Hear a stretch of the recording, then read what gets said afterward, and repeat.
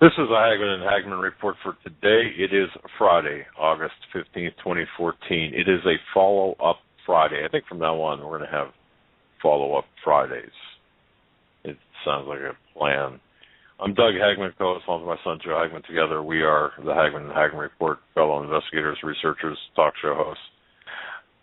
Folks, you're in for an incredible 3-hour program, I believe. Anyway, we've got a lot of information to provide to you. You're listening to the only show where the news is presented to you in 3D. You look well beyond the headlines and the bylines and the fog of disinformation, as I like to say, to bring you the news that's really behind the news that's pushing the news. We broadcast live each and every weeknight from 8 to 11 p.m. Eastern. You can find us on the Internet at two places now. Our article home base, if you will, is HomelandSecurityUS.com. Those are where the investigative reports come from. That's HomelandSecurityUS.com. The other, where the show information originates, is HagmannandHagmann.com. That's HagmannandHagmann.com. Two N's on the word Hagmann. If you've already got our home site, HomelandSecurityUS.com bookmark, look on the right-hand side. There's a link directly to HagmannandHagmann.com. I will be putting a lot more data, a lot more information, guest information, books, links to websites there over the weekend. It's going to be an incredibly huge site by the time it's said and done. I want to thank Troy for allowing us to broadcast on the Christians United Broadcasting Network. There, you can tune us in at the Hagmann and HagmannReport.com. That's an audio channel, the Hagmann and HagmannReport.com. Thanks for joining us today, folks. Thank you for your belief and your trust in us as we walk through this minefield of current events.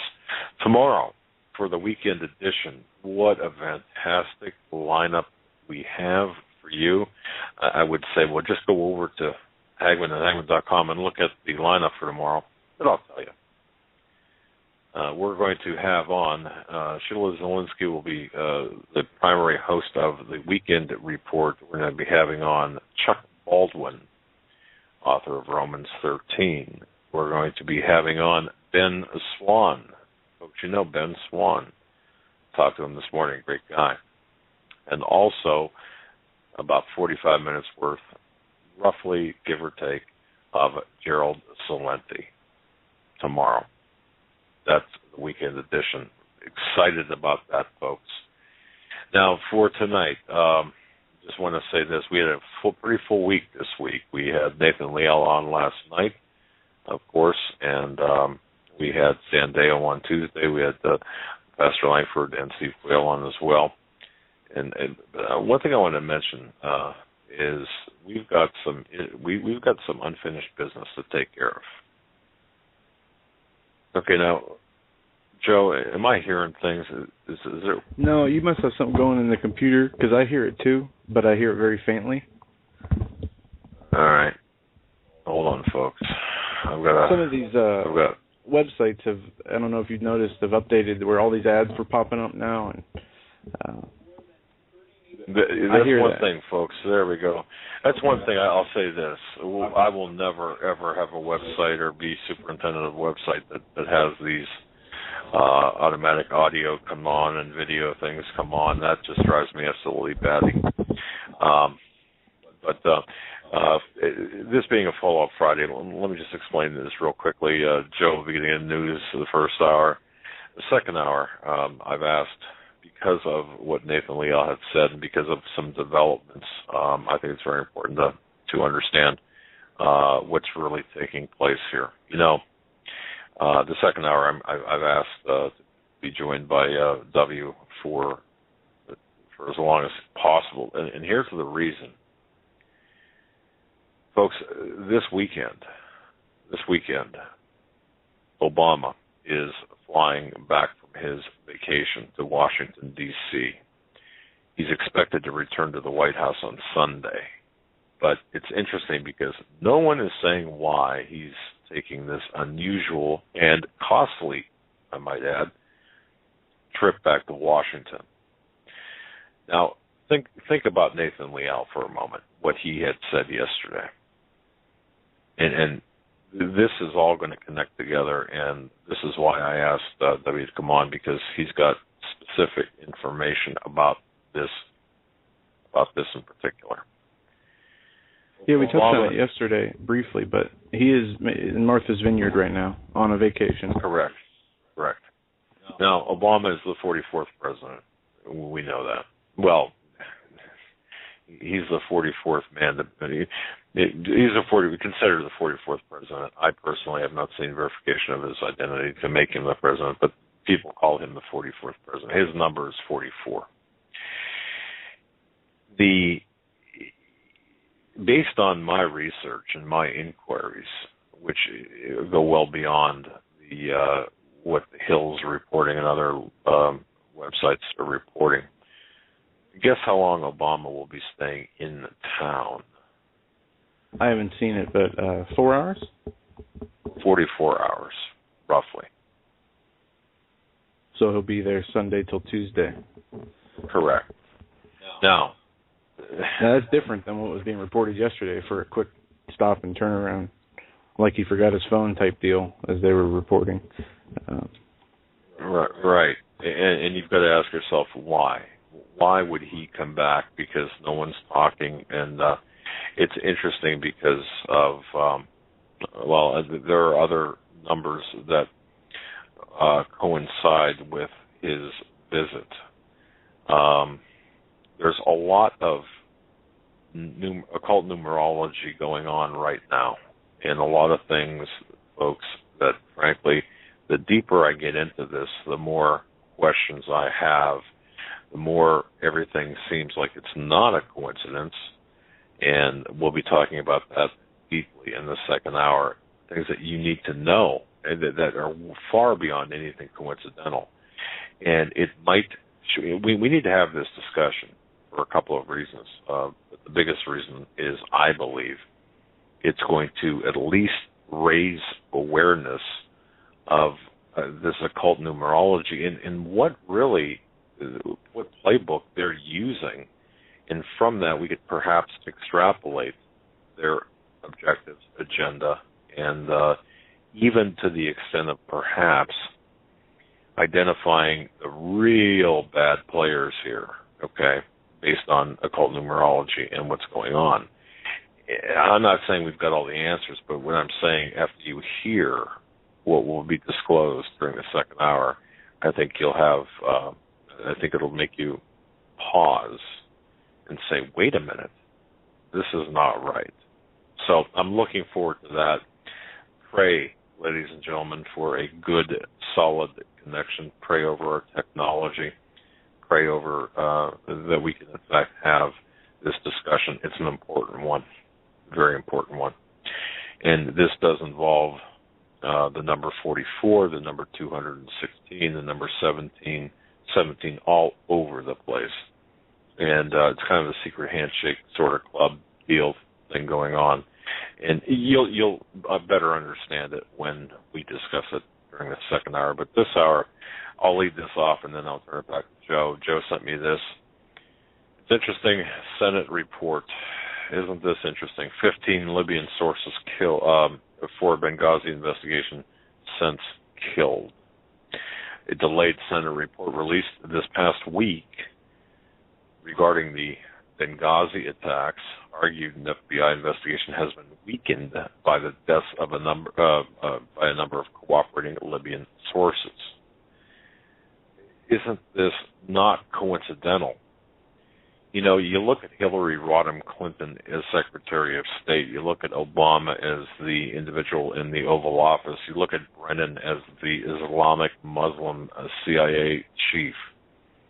And you can't tell me for one moment that John O. Brennan is not either a full-fledged Muslim or an Islamic sympathizer, given his history. But the fact of the matter is, the truth about Benghazi, should it come out via the Trey Gowdy Commission, the Benghazi Select Committee, which it's interesting because that committee is peppered by people who were on the House Permanent Select Committee on Intelligence.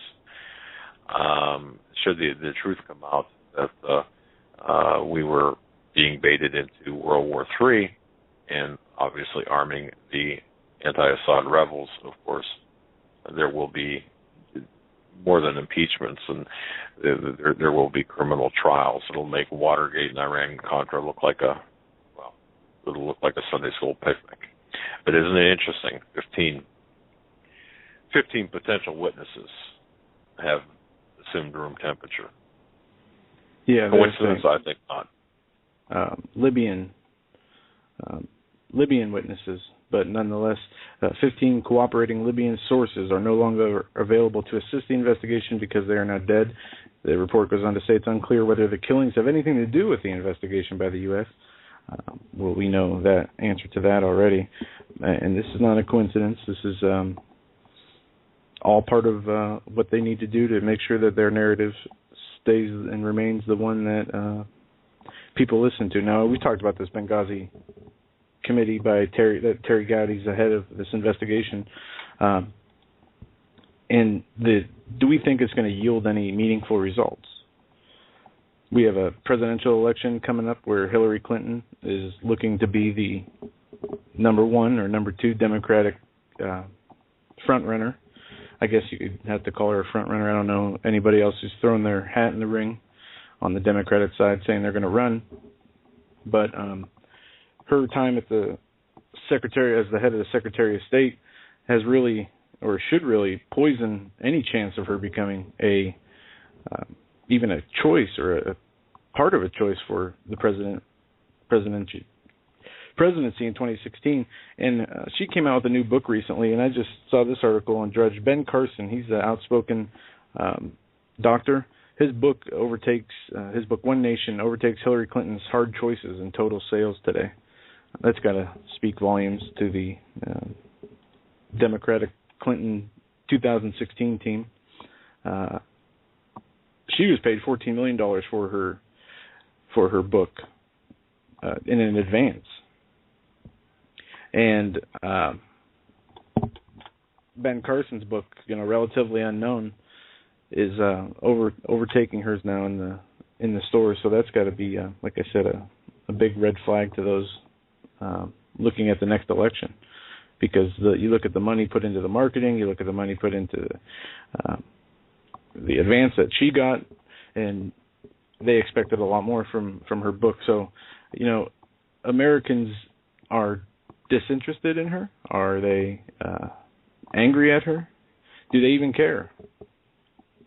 And that is a question I think we'll be talking a lot more about her as the next few years roll by. But if you want to start with the news, I have a report that, and I wanted you to... Oh, you mentioned something about I want to say William Jefferson Clinton, but Hillary Clinton. Hillary Clinton What's the difference? Being the front runner. Nothing, actually. If you look at the Clintons, they've never left power outside of D.C. And one thing that I found extremely important that for people to really understand, and some people will call this a conspiracy nonsense. And I had a good conversation with Ben Swan talking about conspiracy theories and such, and a very well-grounded man in terms of investigative journalism. And he said, look, a lot of these, we shouldn't even call them conspiracy theories because they're not. And journalists follow these conspiracies and investigate conspiracies. They analyze the conspiracies. It's interesting. But look at Hillary Rodham Clinton, front runner. If you look at the lineage of all 43 previous presidents, look at the lineage of all of them. Who is Hillary Clinton? Hillary Rodham Clinton. Well, she's married to William Jefferson Clinton. Bill Clinton was born in Arkansas. He became the governor of Arkansas. Most people think him to be, by the way, the illegitimate son of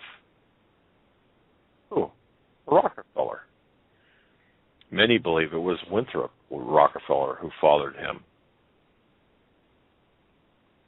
And if you recall, right before William Jefferson Clinton's mother died, she was at the racetrack and really spouting off a lot of,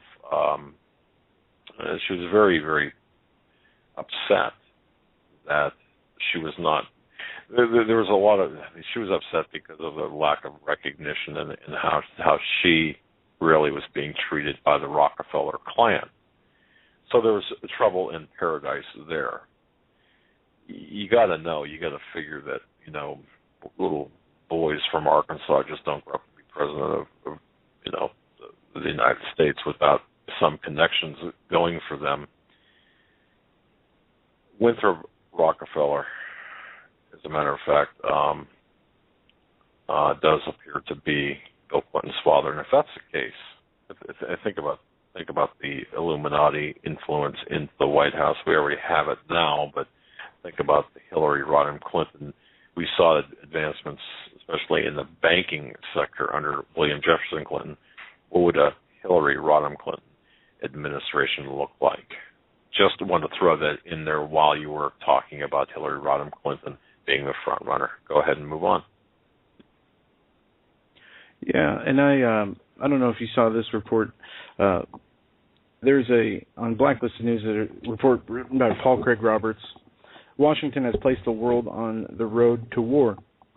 And it says a fabricated report was spread by the UK Guardian newspaper and BBC that a Russian armed convoy entered Ukraine and was destroyed by the Ukrainian military. Now, did you see that initial report about the Russian convoy? Right. It was on MSNBC, and it was on MSNBC, and I think CNN ran a portion of this. And that was earlier today. It was earlier this afternoon. Well, it goes on to say that the German media, including Die Welt, picked up the false report and spread the hysteria. Once again, there is confirmation that the Western media is corrupt and unreliable. The drums for war are being loudly beaten in Washington, European capitals, and the prostitute Western media. And it goes on to say, cite a headline, NATO is desperate for war. This time the target is Russia, a major nuclear power. And they tried to get us in war in Syria. They almost succeeded 4 times. And, of course, the chemical weapons. Let me tell you a secret, folks. Hey, I'm going to look at the chat room here. I don't usually look at the chat room. I'm going to look at the chat room. I got 2 questions for the chat room. One is a housekeeping question. I've sent out a lot of bumper stickers. Have y'all gotten them? Those who wanted them, have you gotten them? I've gotten a lot of emails too about that, Ed, and a lot of thank yous. I guess I should start forwarding them to you. Okay. All right. Well, I just want to make sure the smaller 3-inch round stickers are kind of very subtle. You can put them somewhere, and they're kind of like a wink and a nudge. Hey, I'm a listener, so if you're driving down the road, you see it. We also got in 4x6 ovals, the European kind, with our with the same logo. And in fact, if you go on Hagmann and Hagmann.com, you can actually see the exact size of the logo. But that was just a question for the chat. Okay. What were we talking about? We were talking about the report of the Ukraine military destroying a Russian convoy of aid, and how NATO is desperate for war with Russia. Okay. The 2 questions I had, that was the first question. The second question is, remember Syria being accused of gassing, using chemical weapons, specifically gas, to bring in NATO? Do you recall that, folks, in the chat room? What type of gas was that? Does anyone recall? I'm looking at the chat just to see if... I can't recall. Off the top of my head, I want to say sarin gas, but I don't think that's correct. VX. It was VX gas. Okay. As well. Okay. There was more than one. There was more than one gas. That's the secret, folks. There was more than one gas being used there. There was more than one gas. There's a report, Nasrallah, Syria war prepared us for the next round with Israel. Hezbollah chief calls Islamic State a monster threat for the region. Hezbollah leader Hassan Nasrallah, how do I say that? Nasrallah has called Nasrallah. Nasrallah, has called for the Sunni Islamic State group a monster of an organization whose recent growth and expansion is worrying. Nasrallah warned in an interview that the Lebanese newspapers published Friday that the Islamic State, which controls a large swaths of territory straddling Syria and Iraq, where it is accused of perpetrating atrocities, presented a danger that does not differentiate between Shiite, Sunni, Christian, Druze, Yazidi, or Arab. The monster is growing all the time. The numbers of fighters and the abilities of the Islamic State's disposal are great and mighty. This worries everyone, and everyone should be worried, he said. He goes on to talk about the dangers of what is happening in the Arab world, and we have reports now that the U.S. conducts new airstrikes as ISIS kills 90 Yazidis in an Iraqi town. These are the people that were up on the mountain that we dropped aid for. The U.S. military conducted new airstrikes against Islamic militants Friday. A source told Fox News members of the group killed 90 male members of Iraqi's Yazidi minority in a northern village and kidnapped dozens of women and children. The Kurdish-speaking ethnic and religious group, which numbers in the hundreds of thousands in Iraq, has been persecuted in the north by the Islamic State militants, with at least 500 killed prior to Friday's news, according to Iraqi's human rights minister. The U.S. military said in a statement Friday after receiving the reports of the civilian deaths, U.S. forces conducted airstrikes on the Islamic vehicles in the village of Kowaju. The village is located south of the village of Sinar. Militants arrived in vehicles as they started their killing this afternoon, according to senior Kurdish officials. We believe it's because of their creed, convert or be killed. Well, I got to say this. This was about a week ago. And now, I'll bring you up to speed, but about a week ago, ISIS overran Iraq's largest Christian town.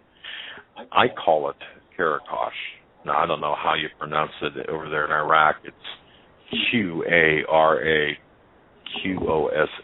I call it Qaraqosh. So here's the issue.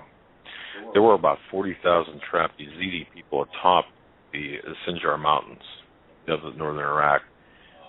However, there was this other area, the city overrun, known as Qaraqosh, known to be Iraq's largest Christian city. The ISIS fighters pushed back Kurdish troops from the city and captured several Christian towns, including that in that region. Now, it's located between Mosul, which has been under ISIS control now for the past few months, and Erbil, which is really the Kurdish capital, I suppose you can call it that. It's got a population of around 50,000, mostly composed of Christians. And here's the problem, or here's the latest. You might think that the Yazidis are the only place where there's a problem.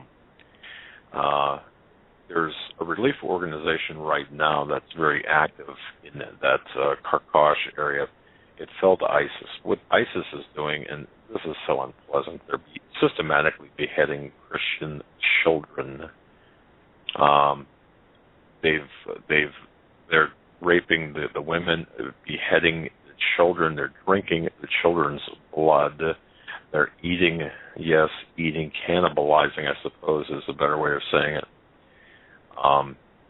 The people, the Christians, they are crucifying Christians. And on HomelandSecurityUS.com, Catherine Crable, a contributing author for HomelandSecurityUS.com, wrote an article. Great article. Yeah. Please, ladies and gentlemen, spread that article around. No, we're not looking for the PR.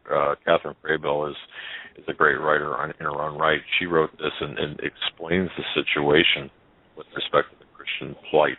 So, dead on accurate with respect to that article. So just if you go to HomelandSecurityUS.com, just share that on Facebook so people know that the crisis is not over.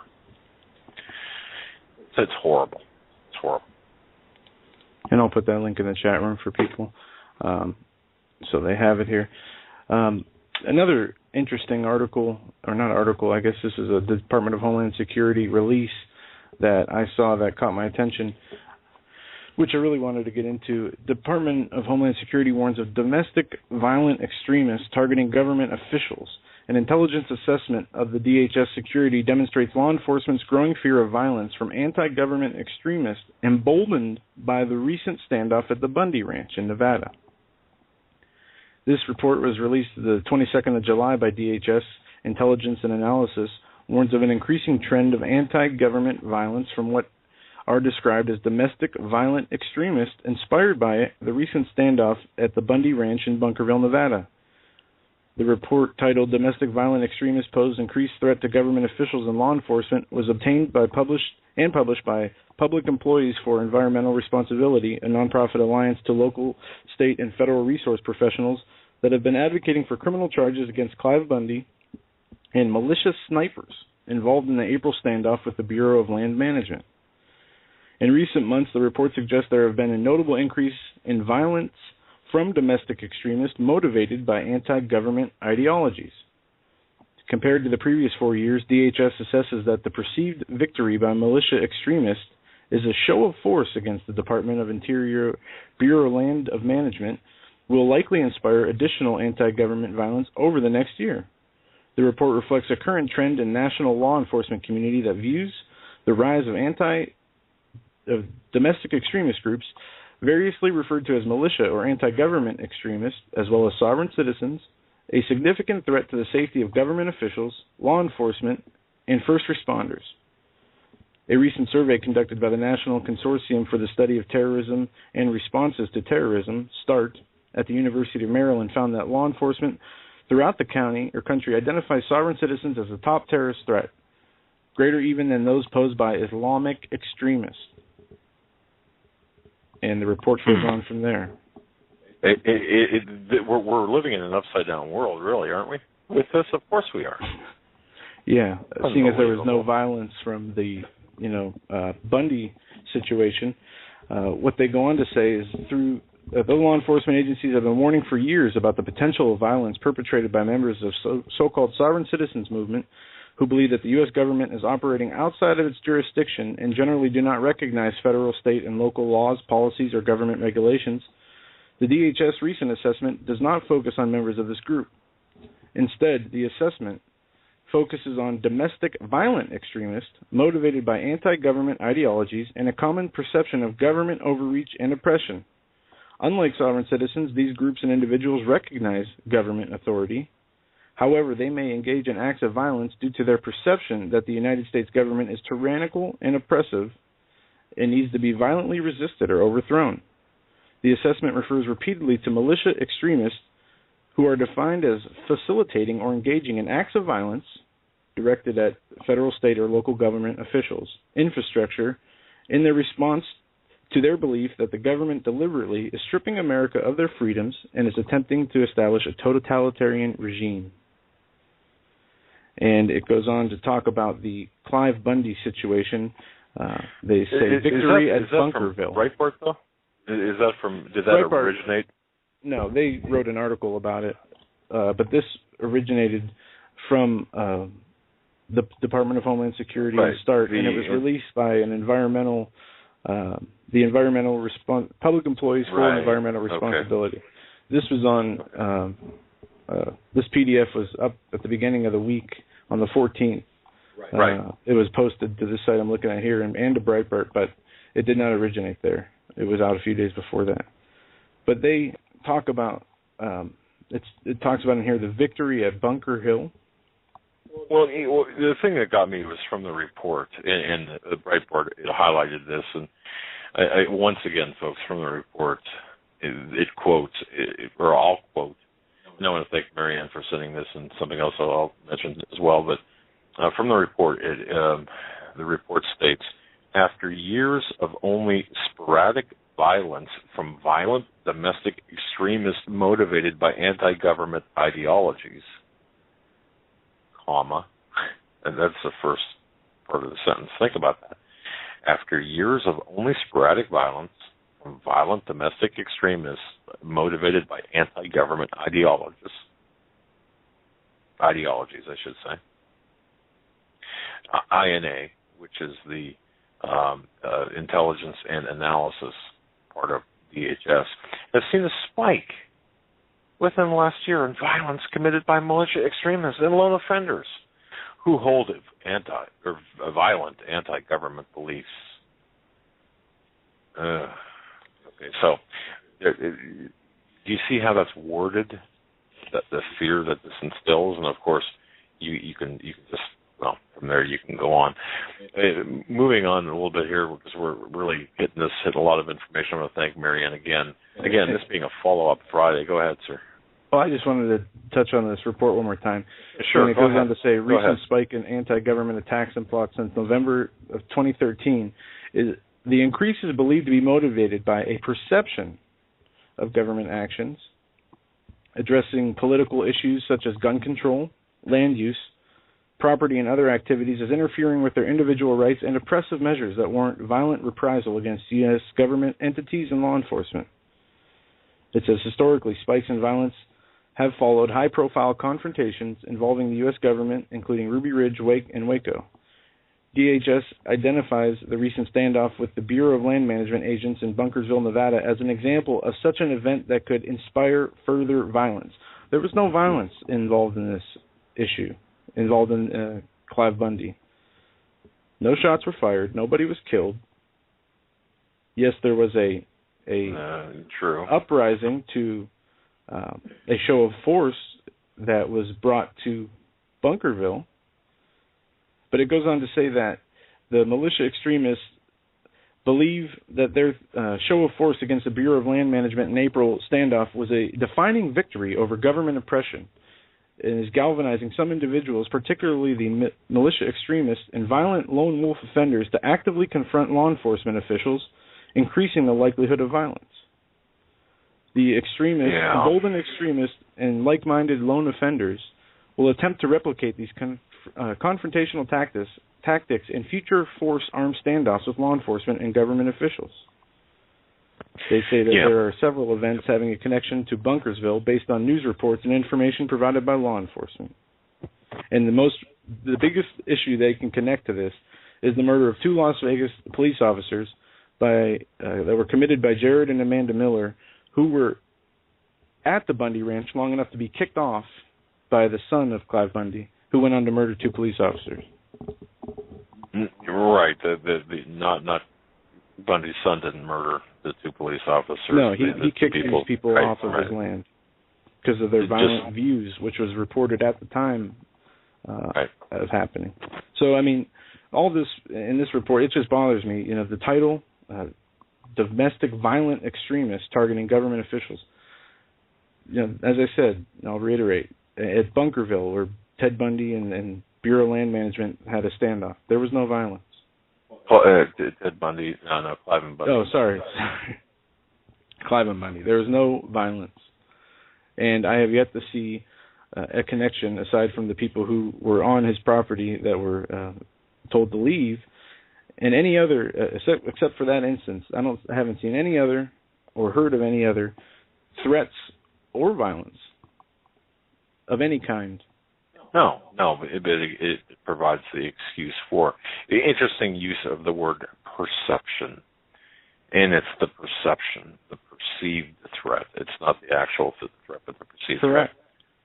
Which is, folks, I mean, this is how things are playing out. And if you notice that they say it's a perceived threat by the militia violent extremists because of encroaching tyrannical and oppressive tactics being used by the United States government over firearms, property use, and they list a couple other things here.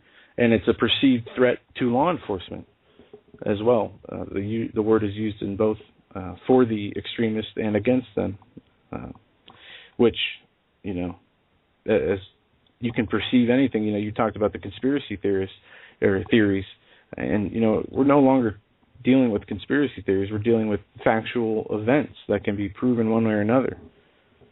If you perceive it to be a conspiracy theory, that's your perception or opinion. It doesn't mean it's fact. What the facts are the facts, depending on the issue. But for most of these issues that people are perceiving as conspiracy theories, they are provably true. And the oppression by the United States government is one of them. The gun control is another one. The telling people how to use their land is another one. Taking land from people is another one. Everything they list in here isn't a perceived threat. It's a factual argument that's being made by people who are worried about the direction their government is heading in and the future of their country and their families here. Well, perhaps we should have, folks, how the socialist Democrats or I'll say the socialist Democrats or the communists have the pejorative term birther for those questioning the eligibility of Barack Hussein Obama, constitutional eligibility, I should add.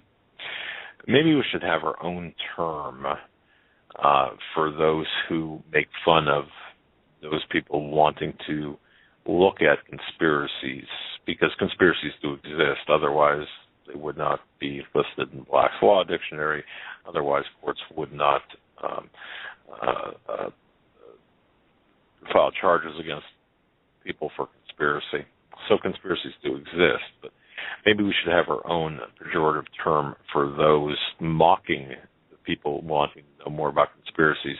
How about this? How about ICERs, which would be investigative conspiracy evaluation researchers? ICERs are instead of, well, you've heard of the pejorative term birther. Well, let's uplift those people who want to investigate conspiracy theories as maybe ICERs as opposed to conspiracy theorists. But anyway, that's just quickly off the top of my head. But anyway, I just want to read this from Marianne again, who we were, again, this being a follow-up Friday. Remember we were talking about the other day, the article at Canada Free Press by Elena Johnson-Powell about the Ebola virus, and about how the number 17 was like all over the place. And of late, 17 seems to be everywhere. The MH17, the Malaysian Flight 17, 17 is just all over. Well, Marianne writes this. She says, I've been thinking about the 17s you mentioned in the CFP article about Ebola. Take a look at this sentence. And let's assume, she writes, that the figures were manipulated by somebody to get a message across. And we know that they do that. We know that they use communications like this out in the open to get messages across. Yeah, through code words or subliminal messaging, whatever that suits their needs, they will use. It could be blatant in the open, and we don't see it due to their, as I said, their coding. And a good example is what W said about picking up on the silver and moving away from the dollar. That was a very subliminal thing that was put out for a select few in an area where most don't see. But more coded messages and other coded messages are put out on a more widespread platform on a daily basis. They have keywords, they have code words, they have numbers, and all sorts of things. Well, Marion writes, the sentence, West Africa has tallied 1,711 Ebola diagnoses and 932 deaths. And she writes, well, the first two numbers in the sentence are 17. That's obvious. But there's something else. Just using the figures, they could go in either order. Think about this. Let's see here. Where are we? Okay, 932 deaths. 3 plus 2 equals 5, so 932 could be 95, all right? If you take 9 and add 3 and 2, it's 5. That would give you 171195. Well, let's take those figures in reverse order. We know, and this is true, the devil likes to do things backwards. If you've ever seen, or if you've ever studied, I should say, the rest is our material. You know that, for example, things put in mirror images of things mean things. Now, remember the occult images from music that were played backwards back in the 70s and backmasking. Remember that? Take that number that she wrote, the 171195. It goes 5, 9, 11, 17.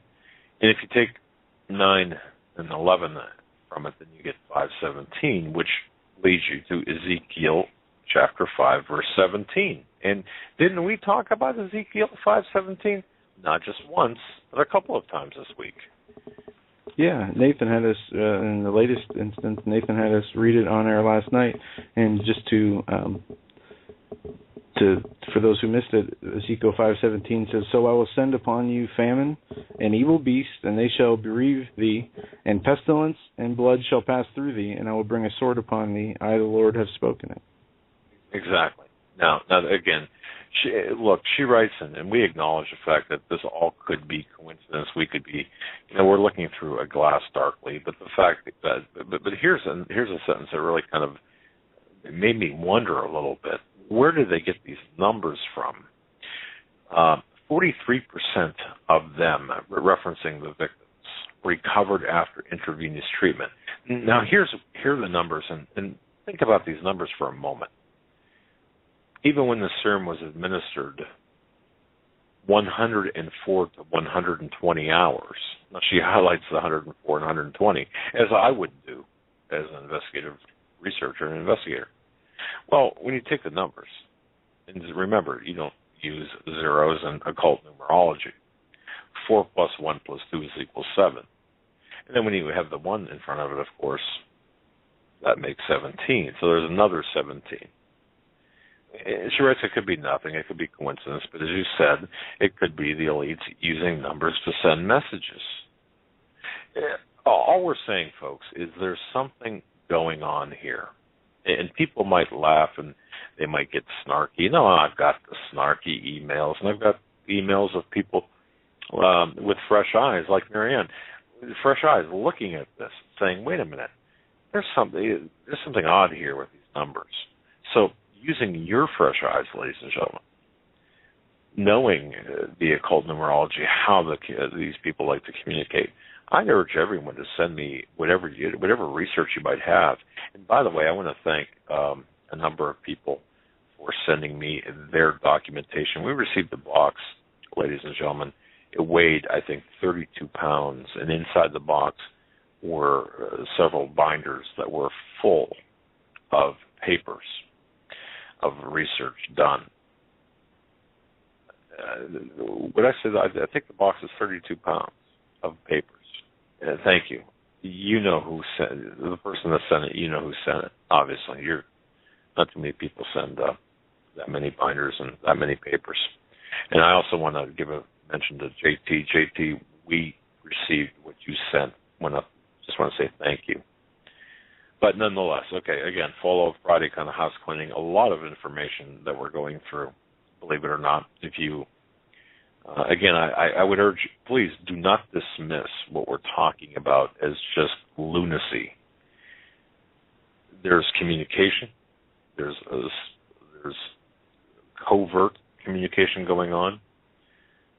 There's a lot of communication. It seems that there's an uptick in communication. And I really want people to start paying attention to what is being said on the news or what you're reading in articles, the numbers in particular. Just for example, Obama, his number is 44.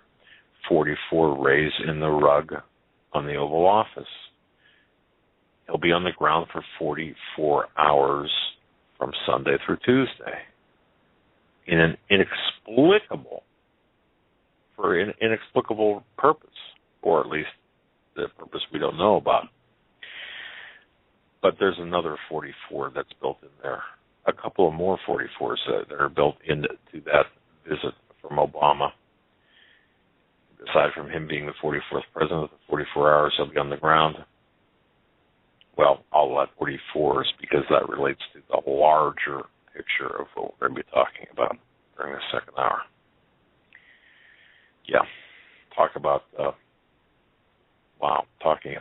almost giving you a headache, but I got to tell you, is it mere coincidence? I think not. So there's a lot of things taking place, a lot more news to get into as well. Yeah, Michael Snyder wrote a great article on the NAFTA. NAFTA is 20 years old, and here are 20 facts to show how it is destroying the economy.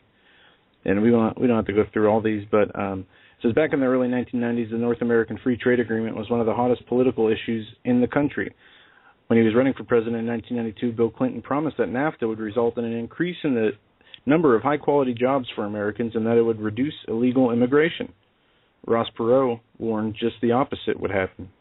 He warned that if NAFTA was implemented, there would be a great, giant sucking sound, as thousands of businesses and millions of jobs will leave the country. Most Americans choose to believe Bill Clinton. Well, it's 20 years later, and it turns out Ross Perot was right and Clinton was dead wrong. But now history is repeating itself, and most Americans don't even realize it is happening. As you will read about at the end of this article, Barack Obama has negotiated a secret trade agreement or treaty that is being called NAFTA on steroids, and if Congress adopts it, we will lose millions of more good-paying jobs. It amazes me that the American people can fall for the same lies over and over again, the lies that serial liar Barack Obama is telling about free trade and the globalization of the economy are the same lies that Bill Clinton was telling in the early 1990s. And it goes on to list how many Americans remember Bill Clinton as a great president for some reason, and it turns out he was completely wrong about NAFTA. Here's 20 facts following that show that NAFTA is destroying the economy, and we'll just go over a few here. Over number 2, it's estimated that NAFTA has cost the U.S. over 1 million jobs. U.S. manufacturers pay Mexican workers just a little over $1 an hour to do jobs that American workers used to do. The number of illegal immigrants living in the United States has more than doubled since the implementation of NAFTA. Since the auto industry bailout, 70% of all GM vehicles have been built outside the United States. The exporting of massive amounts of government subsidized U.S. corn down into Mexico has destroyed more than 1 million Mexican jobs and has helped fuel the continual rise in the number of illegal immigrants coming north. Someone making minimum wage in Mexico today can buy 38% fewer consumer goods than the day before NAFTA went into effect. Another one. Overall, the United States has lost more than 56,000 manufacturing facilities since 2001. So you can see that this is not just affecting the United States, it's also affecting the other countries who are part of the agreement.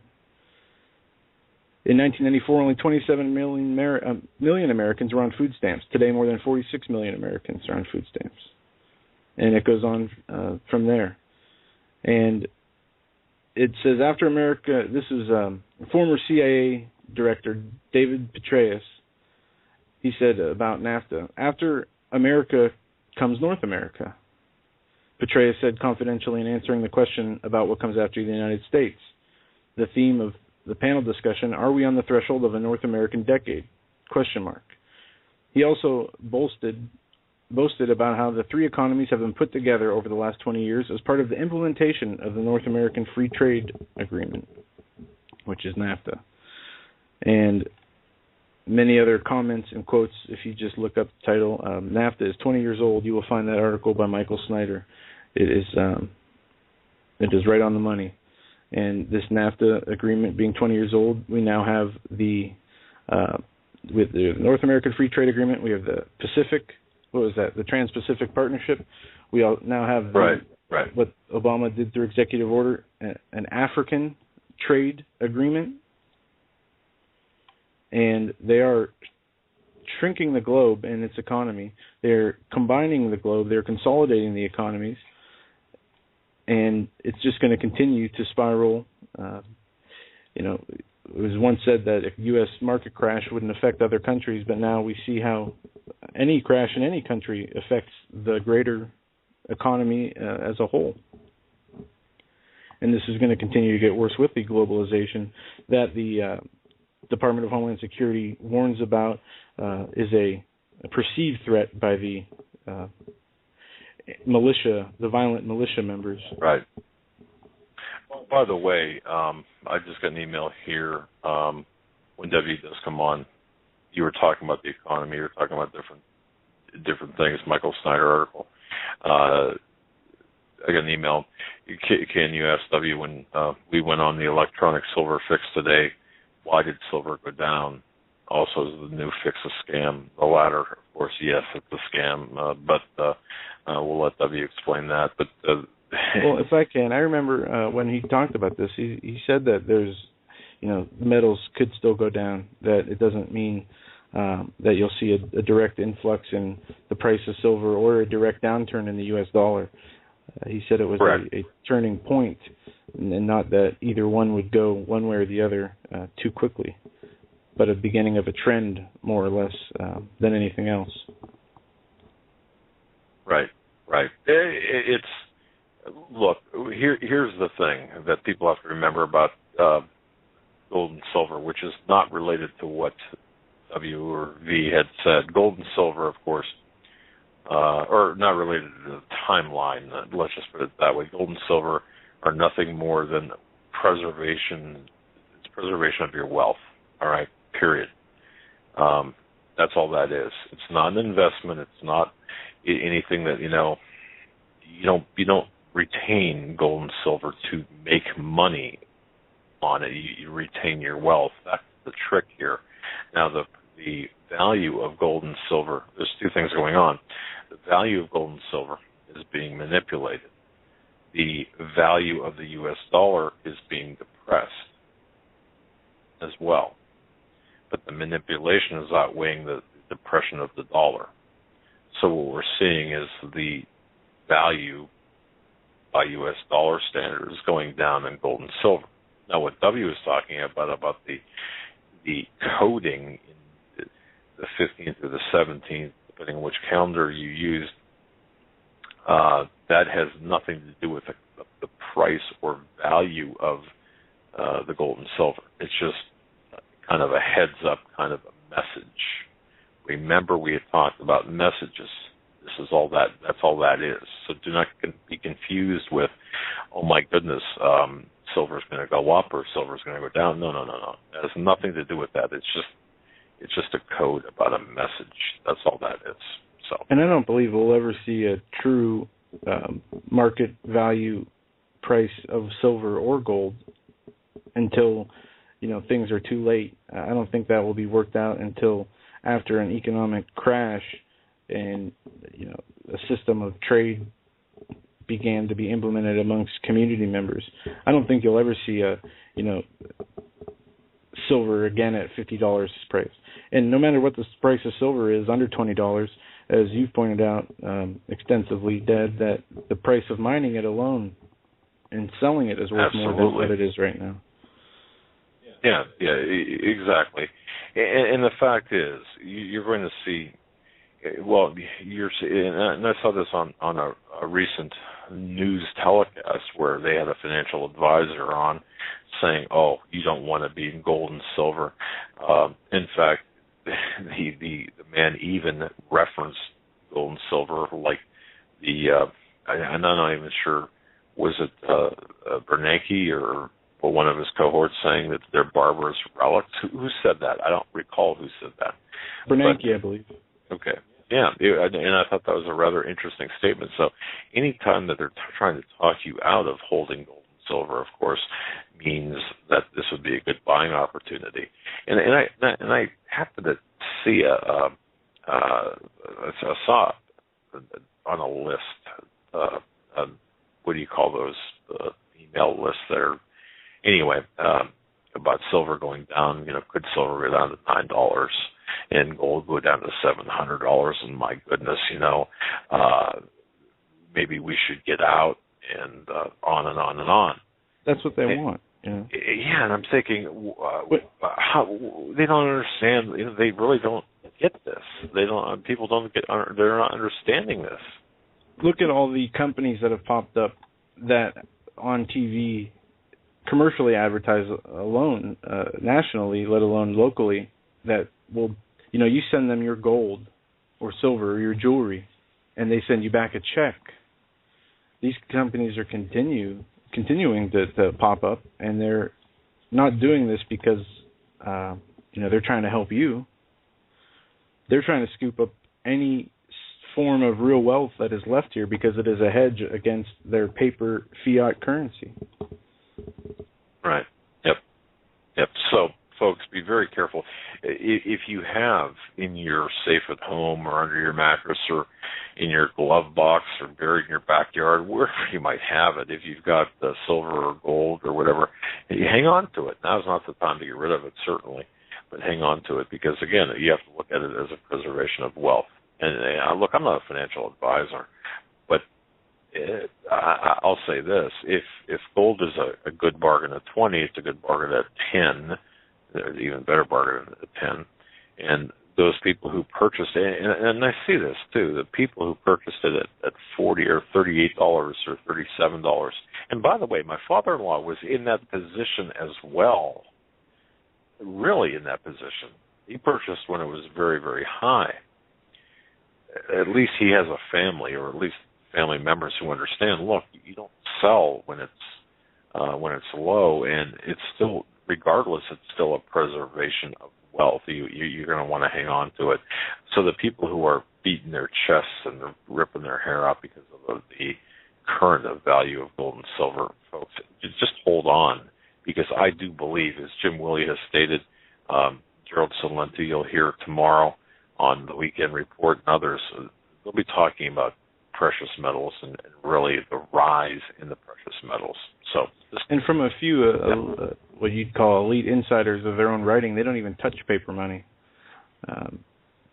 and they laugh, when people call.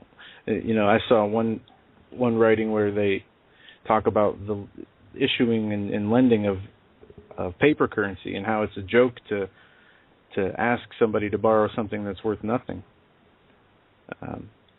And they. Huh. You've got an IOU in your pocket filled with satanic symbols? Seriously? Really?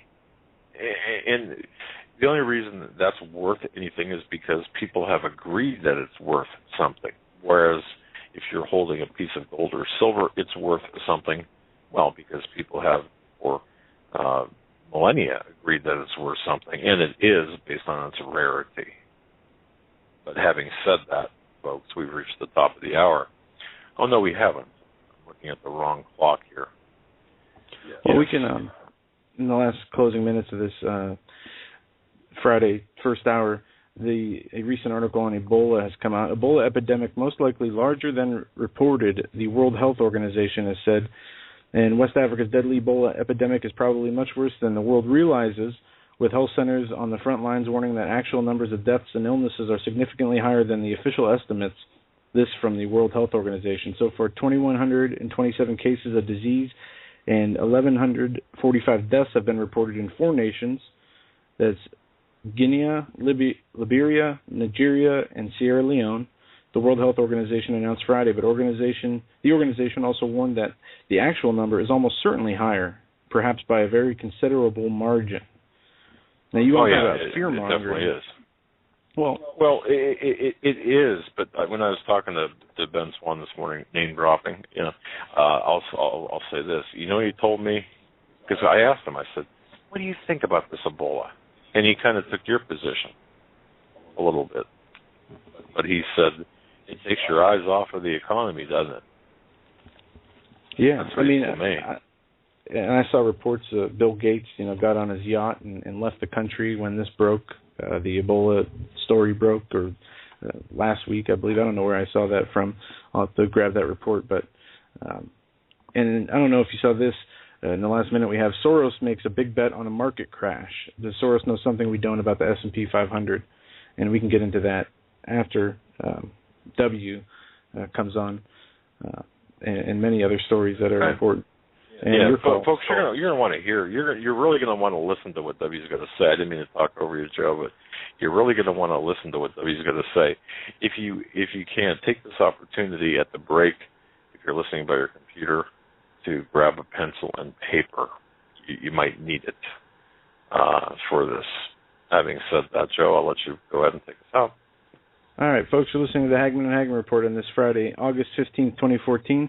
We're going to go to our commercial break. We'll be right back after these few short messages with some more news, and we'll be taking your phone calls at 661-244-9839 halfway through this next hour and through the end of the show on this, what did you call it? The Follow-Up Friday. Follow-Up Friday. And welcome back, ladies and gentlemen, to this Follow-Up Friday edition of the Hagmann and Hagmann Report. It is August 15th, 2014. I want to say this. Right now, as we speak, under guard, No, I'm just kidding about the underguard.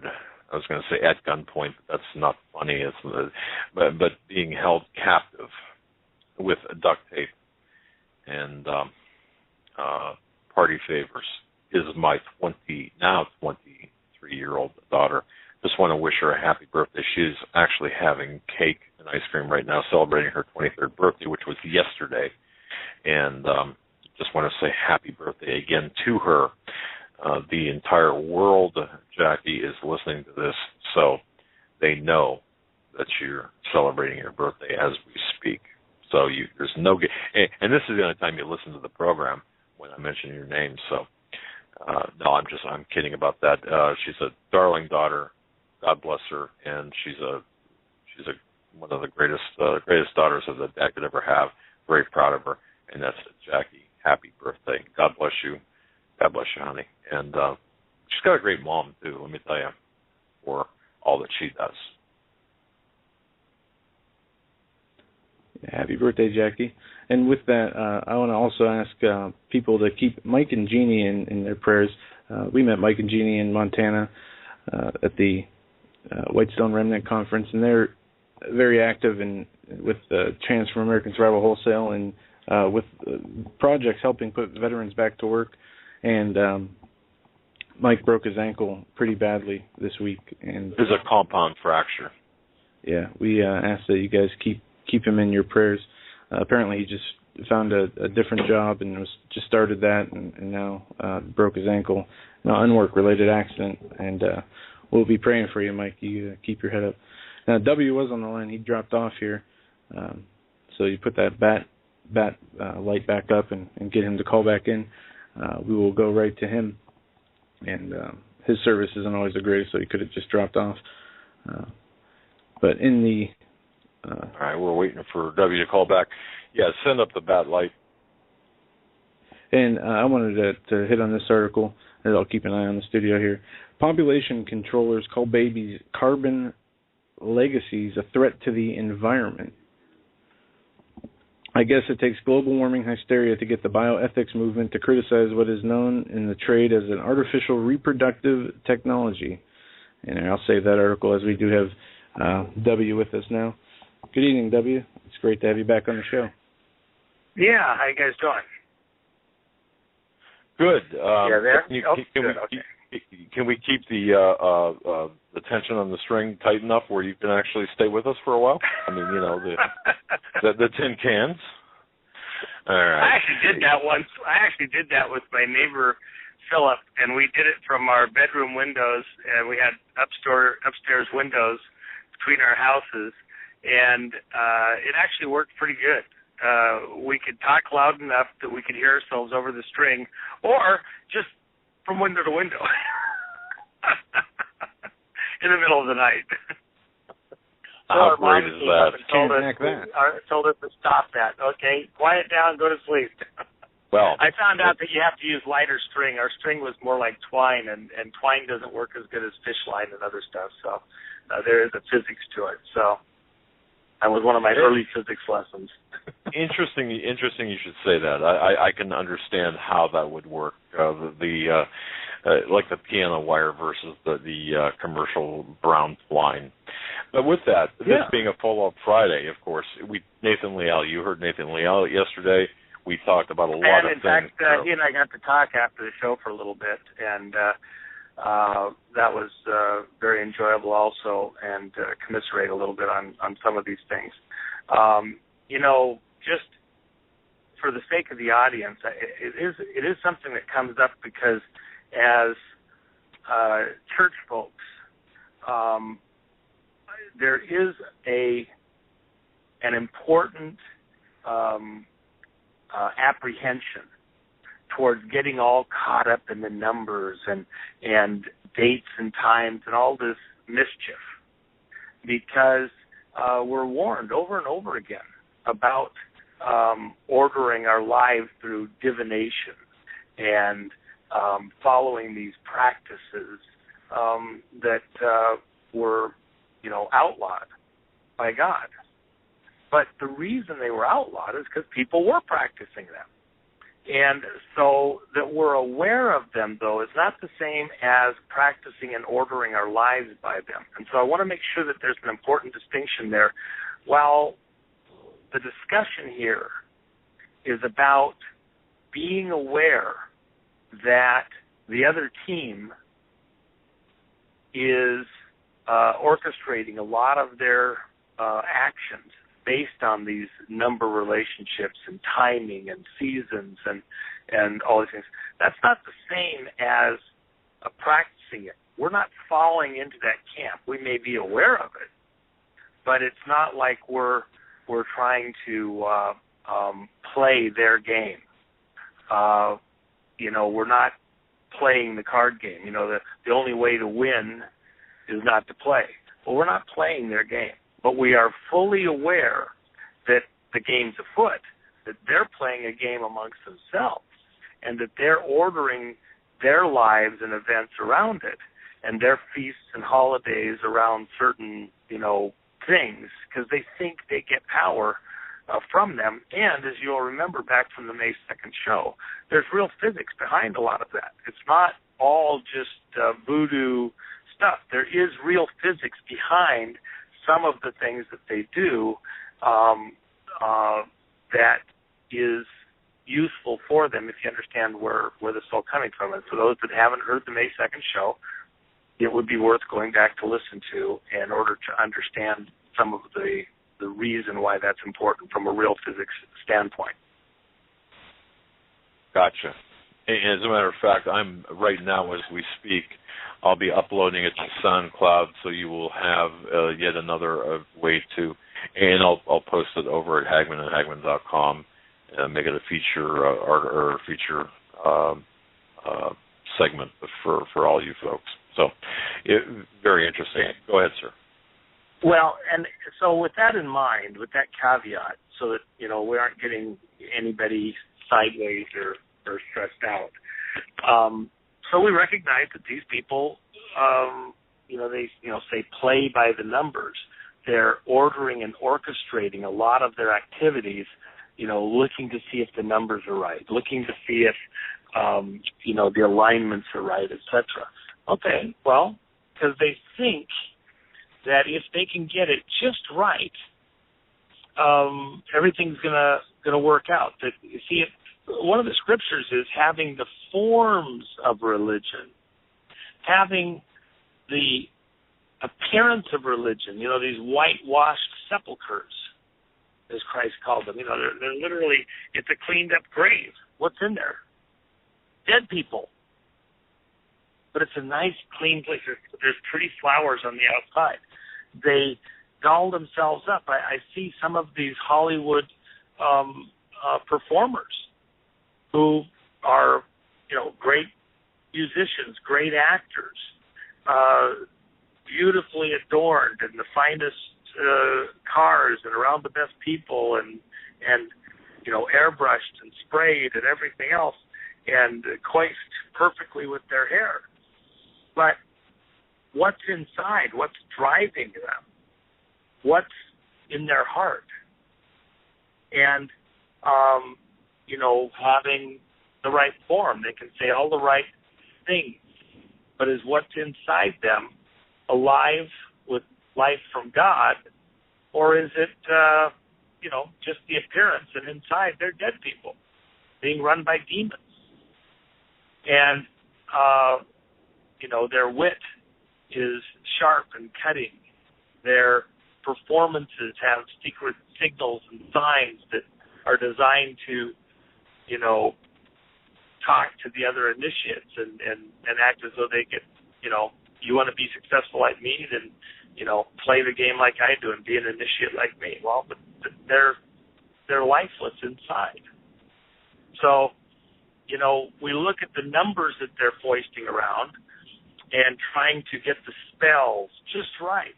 And this year, the number that has been predominant, which I know you've spoken about and that I think is a critical number in the way that they view things, is this number 17. So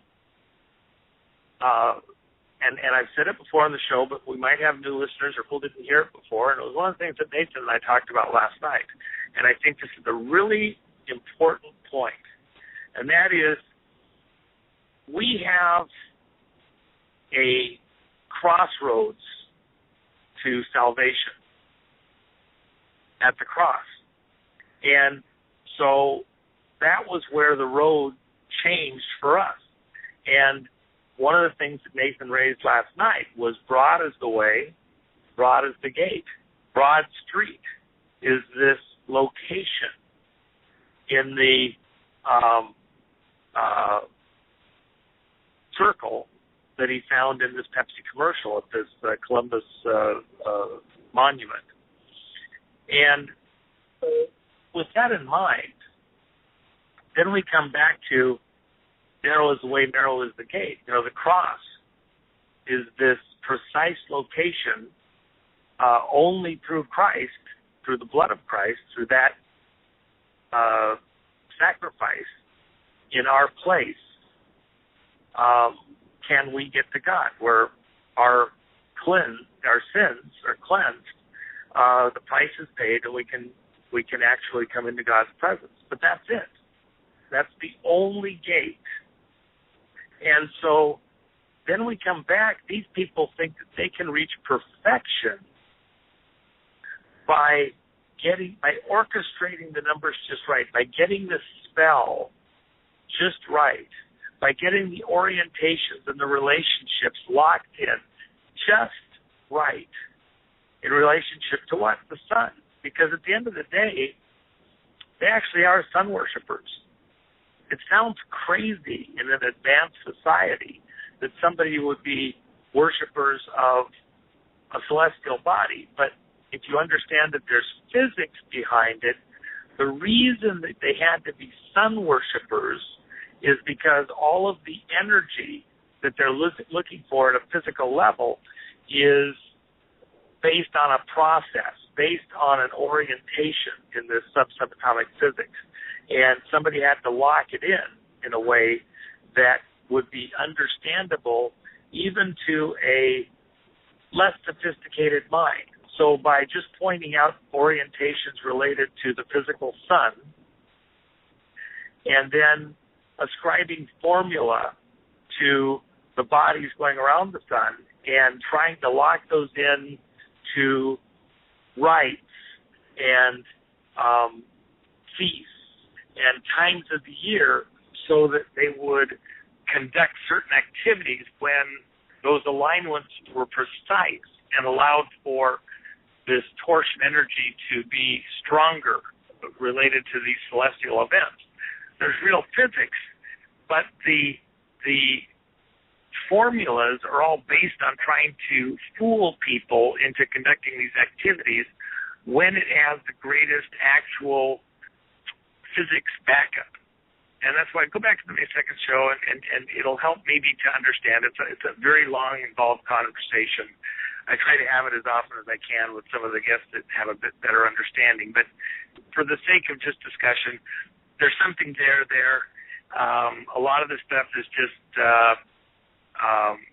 less important. It's not all related to that. It's a dance to get to that exact place at precisely the right time, and to hide a lot of real physics in a fog of other events so that you get to that precise place at exactly the right moment. So now we come back and we say, okay, we have a precise point of entry into the kingdom of heaven. And that is the blood of Christ at the cross, salvation. It's the only way to cross the chasm, one bridge across the chasm that separates us from God when we're divided, separated from Him by sin. Because God can't have anything in His presence that isn't perfect. Nothing. I remember a gentleman who had a death experience, and he got to heaven, and he knew that his wife was just over the top of this hill, and so he was walking across this little meadow, as he described it. And as he was walking, he noticed all these beautiful flowers, and every flower was exactly the same. All the flowers, they were swaying in a little bit of a breeze, and then he realized the breeze was actually music, and that they were resonating with the music. And he was looking at the flowers, and in this heavenly realm, to ask the question was the answer. Before you could complete the question, the answer was already there in your mind, because you work at the speed of thought, not even the speed of light, but the speed of thought. And so he asked the question, why are all the flowers the same? And before he could complete asking the question, he had the answer. Well, because these flowers are perfect. There's a perfect design that these flowers are made by. So they're all identical because they're identically perfect. That's the only thing God has in his kingdom, his presence. With that in mind, if we have any imperfection, we can't be there present with God. He can't have us there. And until we are cleansed by the blood of Christ, where the sin is removed, washed away, history gone, as far as the east is from the west, till that happens, we can't be in God's presence. So with that in mind, that Christ is our gateway to God, do these people, these opponents, these anti-God people, have a way of what they believe to be their salvation? Yes, my contention is that they do. And they have, just as we have a symbol of our salvation through the cross, they are under a curse. The devil knows, obviously, that he's under a curse. So the devil has schemed a plot, a plan, whereby he can be released from the curse, where the curse can be nullified, where God's curse on him and all of his minions and all those who associate with them can be nullified.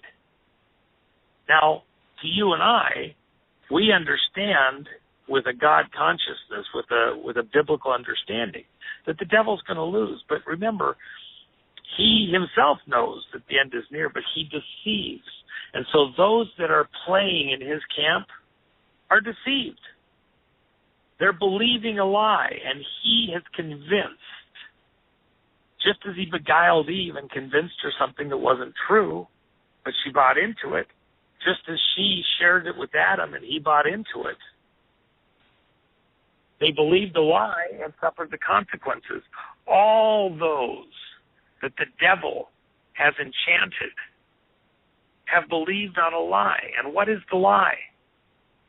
That they can be as God, that they can do whatever they want without consequence, that there is a way that they don't have to suffer a curse and they can do whatever they want still, because they are under a curse from God, just as the devil is.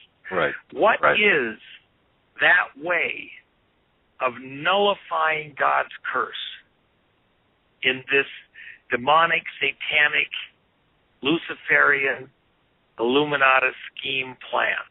What is that way of making it so that God's curse cannot be on them? God blessed Adam and his seed and gave Adam and his seed the earth as an inheritance. Promised it to him. Unlike, say, when you go up into Numbers and Leviticus and if you do this, I do that. If you do this other thing, I do this other thing. He gave Adam the earth for an inheritance. So we nullified that somewhat or handed it off to Satan by Adam's sin, gave him title, deeds, and authority there. But our role here now is to recapture the earth, the inheritance, and for Adam's seed through Christ to inherit the earth as it was promised from the beginning. And that's a blessing. How does Satan, who is under a curse force God to bless his seed if his seed is hybridized with Adam? That's the Luciferian plot. That's the Luciferian scheme.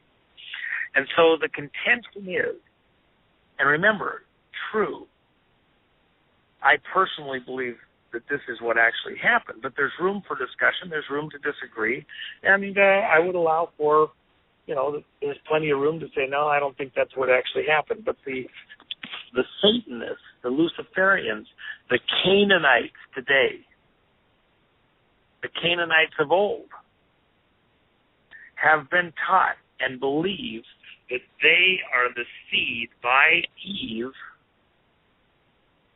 of the serpent, that Eve had sex with the serpent,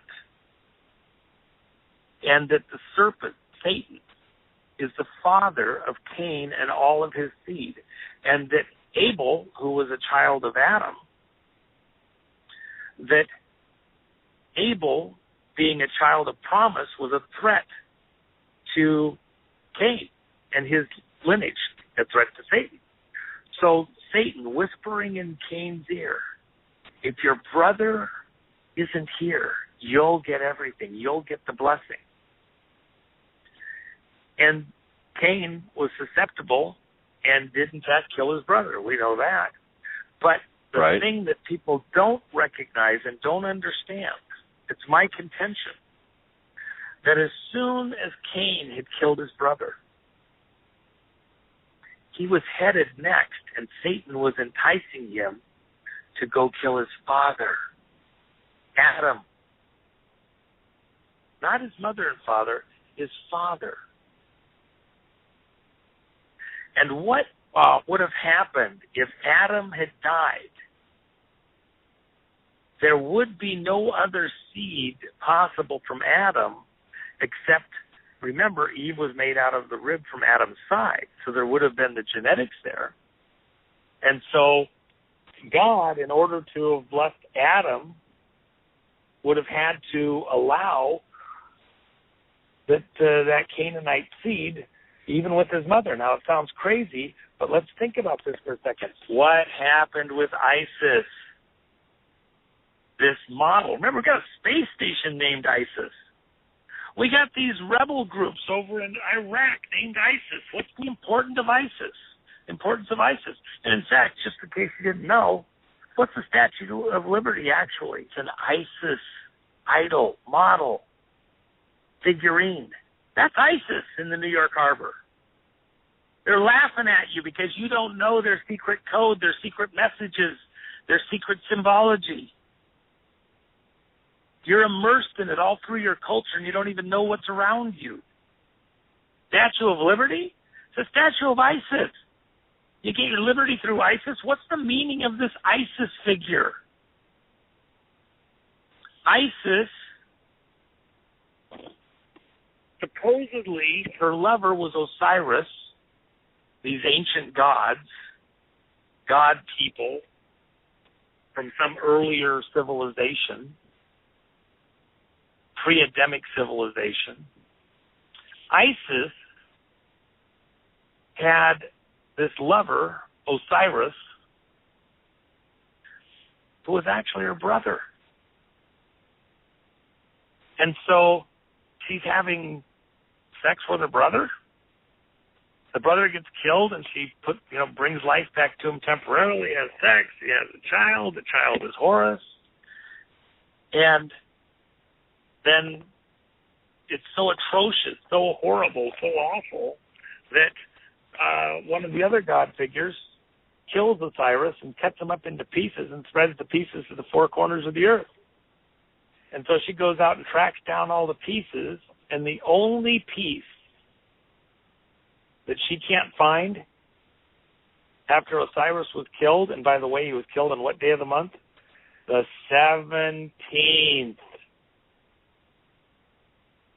So what does she do?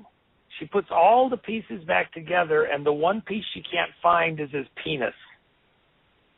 So she makes a monument to that because she claims that she was impregnated by him. Even though he was dead, he was revived enough to have sex with her. She has a child, and then he dies, and he's gone, and he's chopped up, and she makes this monument to him, this penis. It's the dead symbology. It's a stone. It's lifeless, but it's the symbol. And what do they honor all around the earth? What do you see in all these cultures all across Egypt, in your own capital here at Washington, D.C.? What's at the center of Washington, D.C.? What's the whole city built around? The Washington Monument. Right. The obelisk, code for Osiris. It's a big penis. Right in the middle of your city, in your capital of your country, and we're all supposed to believe that it's for because they put the right name on it. It's like the bills that Congress does sometimes. If they put the right name on it, you'll agree to anything. It could be the most horrendous, evil, awful thing in the world, but if they just name it right, you'll fall for it. Oh, it's the Washington Monument. It's a big phallic symbol right in the middle of your big city, your capital. You're dancing around it. You're all excited. You take tours there. Show your children and your grandchildren. The big dildo right in the middle of your freaking country. They honor him with. What's the number they honor him with? It's 17. 17. That's correct. 17. And 17 isn't just his death date. It's their revenge date. 17's their date for revenge, that he was chopped up. They're going to get their revenge. So as much as the cross is a symbol of our salvation as Christians, that the cross is the gateway to heaven, to be able to cross the divide of sin and enter into God's presence.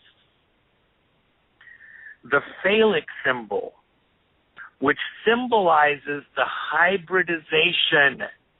If Adam had been killed after Abel was killed, and the only seed left that could have been alive was Cain, and any seed he might have had, even with his mother, which is what these demons think like, what this Luciferian mind is like, then Satan, Lucifer, that whole race would have experienced salvation through hybridization. Now, decent people, kind folk, church folk, they don't talk this way. We don't think about stuff this way. Hopefully, we're not this twisted. But that doesn't mean that as adults, we're allowed the luxury of not being aware of how these people function, think, act. And in fact, the very fact that we won't go there, that we, don't allow ourselves to, think about this, they use that. They throw all these signs and symbology right in your face, and then if you say something like the conversation that we're having right now, it's like, oh my gosh, what are you talking about? That's just crazy talk. But privately, they're laughing at you. Because this is exactly what that symbology is all about. It's their power sign. It is their gateway to salvation, to get out from under God's curse. And the objective of the devil today, right now, is to complete all the way back in that cradle of a garden that Stan identified for us a week and a half, 2 weeks ago. To finish the job, he has to do what he almost got done at the time of Noah. What was going on at Noah's time? And Christ said, as in the days of Noah would the end days be, the end times. What was the key thing about that moment when the flood came? The scripture says that Noah alone was perfect, without sin, in all of his generations. It doesn't say perfect without sin, never did anything wrong, because Noah's sin was as Adam's sin. What was Noah's sin? Noah liked the fermented grapes. Noah got drunk a bunch. And it says that Noah's sin was as Adam's sin. Apparently, some of that forbidden fruit could make you a little bit drunk. So apparently Adam, and of course, lost his, wasn't thinking straight. May have contributed to what happened in the garden if Eve was beguiled and didn't have her wits fully about her, and neither did Adam. So whatever the truth of the fact of the matter is, they believe, these Luciferians, these Illuminatus, these Satanists, they believe that they are the children of Cain. Cain had a different father by Eve than Adam, and the symbology here, Eve is actually Isis. They call her Isis, but they're actually saying a different story. They're saying that Eve was their Isis. They use different names. They mix it up here and there to try and confuse everybody, but the reality is it's still the same figures. And so now, what does the devil want to do? If he had been able to kill off Noah, if Noah had died, the last pure, direct seed from Adam would have been gone, and it would have been the same end result as if Cain had been able to kill Adam. There would be no one left except hybrids, part human from the DNA of Adam, and part Luciferian from the DNA of Satan, the devil. And so God, in order to do what he said he was going to do, which was bless Adam and his seed, he would have had to have blessed the devil's seed, or not be God. And then Satan would still win because he'd be as God. He'd be an equal. Okay. Never wanted to be God. He only wanted to be as God. Now, remember, we can do the mental exercise, the spiritual exercise, and say, that was never going to happen. God's God. Never going to happen. There's a saying, and I've mentioned it to you before, that hell is a place where logic doesn't exist. See, the devil, when he sins, even sin itself, all sin is illogical. It doesn't make sense. So if you try to apply divine logic to understand why they would think this way and think that it was ever possible, you're starting down a path like trying to ask for an explanation. What is evil, and why does evil do the things it does? You're starting down a path where there is no logic. You're trying to understand something where at the end of the day, it is illogical. To try and you can kind of guess and understand some of the twisted logic that they go through, the twisted dance they go through, but ultimately it's all illogical. Don't ask me to explain evil. I can sense evil, I can recognize evil, but it doesn't mean that there's an actual explanation that can make sense for why evil exists or why the devil would have sinned against God in the first place. It's insanity. It's insane. If you've ever dealt with an insane person, it's insane. So now we look at the logic applied and realize that it's a twisted logic. It has a form of sense. It has even a mechanical, mathematical sense. But at the end of the day, it falls short. It's not enough. It doesn't have the life thereof. They're going through all the forms and functions. What's the deal with the devil? You know, when you look at Scripture, we see scriptures where we say there's a Bible code, and all the verses, they cross and interlock, and everything's in there, and the beauty, the majesty, the perfection of what's there. It's exactly. Yes, okay? exactly. But that's a natural, like a divine fingerprint on the work of God. The devil isn't doing anything unique and new. He's trying to mimic that. His minions, his followers, these Luciferians, these Masons, all of these different groups are trying to mimic the perfection of God through their own wisdom. But their wisdom is foolishness to God. They're only good up to a certain point, and that's it. And to a human mind, it may be that all this perfection and the numbers and the calculations, the corresponding dates and the reinforcing with the names and the values and everything else, it looks unbelievably precise. It's got to be God. No, it just happens to be you're dealing with the ability to do calculations, orders and orders of magnitude more complex than even the biggest computers on the planet can do simultaneously from all these different directions. And yet, it's still not God's perfection. It could be perfect to the trillionth decimal point with one flaw, a trillion out. It's not God. It falls short.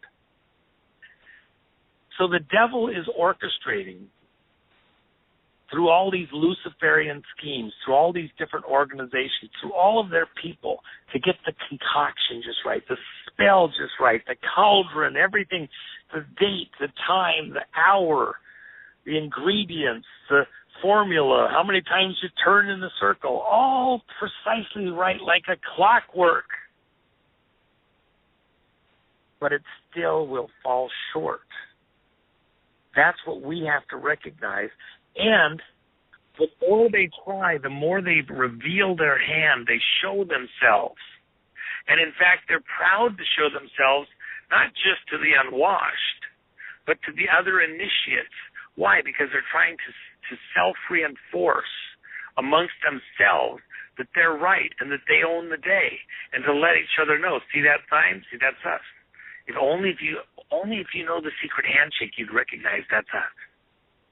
It's like a meeting that I had here just recently out there in the Osiris City. And the secret handshake. And I didn't give it back. I know the handshakes. Gosh, I know them better than they probably did. They're freaking... So, why? Because I'm not there on fraternal business. I'm there on the people's business. And I would not participate at that level. Well, suddenly you're not responsive. What to be anybody? You can't know this stuff because only an initiate would know this stuff. If you don't know the secret handshake, you're not an initiate. You don't know anything. I know who you are. I know what you're doing. We have to be just as savvy and just as knowledgeable and understanding to see that they're within the media, within events taking place that are being orchestrated right in front of us, that they're doing secret handshakes by the timing and the dates and the published numbers and agreed upon stuff that's being done to communicate with each other, this is something that we're doing. You're safe because you're one of us. We'll take care of you. Just know that this is us. So, for example, the 17 thing. We've seen it in these airline things. We talked about that, 317, MH17, on 17 of 7 in July. We saw the Ebola article and the healthcare workers that have been infected thus far, 170. Well, the 0 is silent. So it's another hidden 17. You start looking. The Algerian flight, 5017 again. This is a 17 year. This is an Osiris year. This is a death and revenge date year. And it's all through these various things. Why? Because it's like a secret handshake across the world to other members, letting them know we're coming. This is us. And at the end of the game, the Luciferian promise, the scheme, the plan is no one left except their hybrids. If they have to take the world down to 500 million people and it's only those children of Cain left and the last direct line of Adam is gone and it takes that many to get to them, well, got to crack a few eggs to make an omelet. Whatever it takes. And that's the devil's objective. That's why a lot of people, they wonder, well, but they can't get rid of the United States. They need it to make money. They're not here to make money. They're here to survive. This is about survival for them, and survival is to get out from under the curse from God and to have to be partakers in the promised blessing to Adam and his seed, even if it be indirect, by creating a situation where God cannot not bless them. In order to get there now, don't have to get rid of just Abel. And it's not like Noah where it was just down to Noah. But eventually, if it's like as in the days of Noah, the devil's going to try and kill off everybody that isn't a hybrid. And that's the lie that's being told to all these people that are in these positions, that they're hybrids, so they're safe. And think of the enormity of that. The enormity of that task is tremendous. Mm-hmm. All right. I hope I'm not sounding too rambling here, but I'm trying to convey something that it's a hard concept for us to get our minds around because we don't think this way naturally. No, I think you laid the foundation. It was a very important foundation that people have to grasp. It took me a long time to really understand the foundation. But I think you did a very good job with laying the foundation of this, the thought process. It's not what we believe, it's what they believe. And the Osiris, the obelisks, the symbology, all of this is horrific. And it's in our face. And now let's think about this for a second or two longer. Now, they have a modus operandi. You know, we look at certain criminal things go on, and they have certain signature things they do. For example, with Edward Wayne Edwards, his thing was he liked to crush their thorax, so they struggled breathing. They were incapacitated, but they were still alive while he did whatever else he was left doing. And it would always catch them surprised with the rabbit punch in the thorax. And so it was an art form for him. And that was his modus operandi. Well, okay, these people have a modus operandi. They use their symbology that's related to the mythology. So Isis is all over the place, the mother figure, their Eve, our Eve. It's our Eve, but a child by a different bloodline in their way of looking at it. And if you don't believe that happened, that's fine. If you want to say that they've believed a lie, okay, well, they believed a lie. Cain could have believed a lie. The devil could have lied to him that he was his son, not Adam's. And it might have all been a lie. Maybe he was Adam's son. He just believed a lie because, whatever. Well, I don't believe that's the case, but you could make a case that the devil lied to him like he lied to Eve, beguiled him.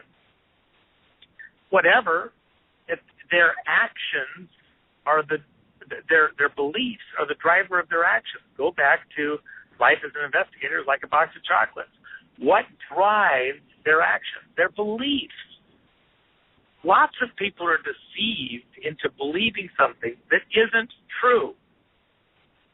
And then they do stuff based on belief. Okay, so they're deceived. And so then we go forward in time and we look at this exact moment where we're at right now. An entire culture, multiple secret handshake groups exist, all of them as arms on an octopus, if you will, in this bigger creature, heads on a hydra. But they're working in concert together. These Illuminatus, these Masonic groups, the Bilderbergers, these 13 families. And they all have particular objectives, all the monarchies of Europe. And they have interlocking cross activities where they're, coordinating their actions together. They're separate, but they're joined together, the Agenda 21 stuff.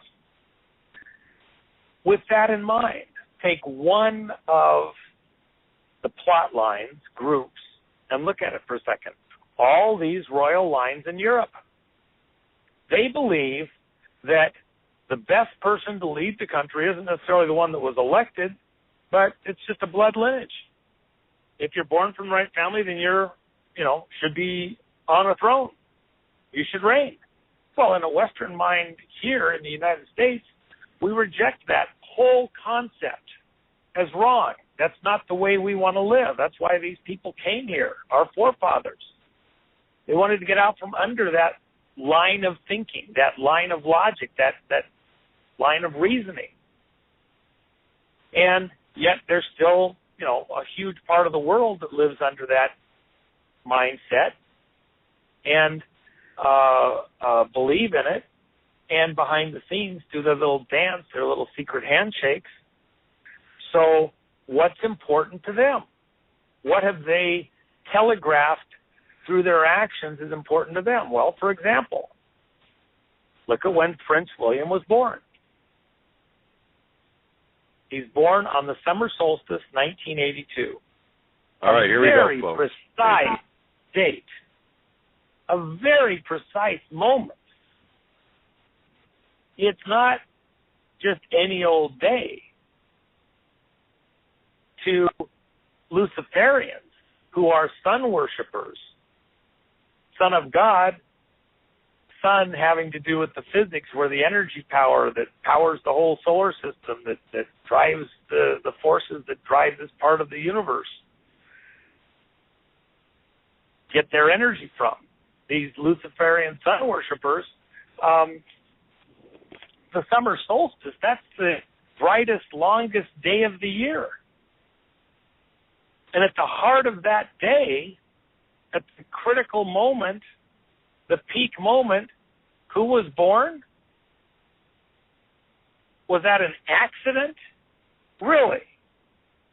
From the moment of conception, was there a plot and a plan to see to it that the impregnation occurred within a very precise window, occur within a range, and was it induced in any way in order to make sure that he was born at exactly the right instant?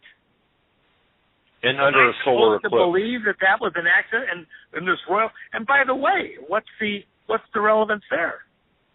You had all the royal families represented in the mother and the father, all the lines from one area of Europe in one group, all the royal lines from the other area in the Diana group. And here's this child of promise born with all the royal bloodlines combined in one person at exactly the right moment, on exactly the right day. Now let's think about on the numbers. Is there some mischief occurring here? Is there some reinforcement intended here?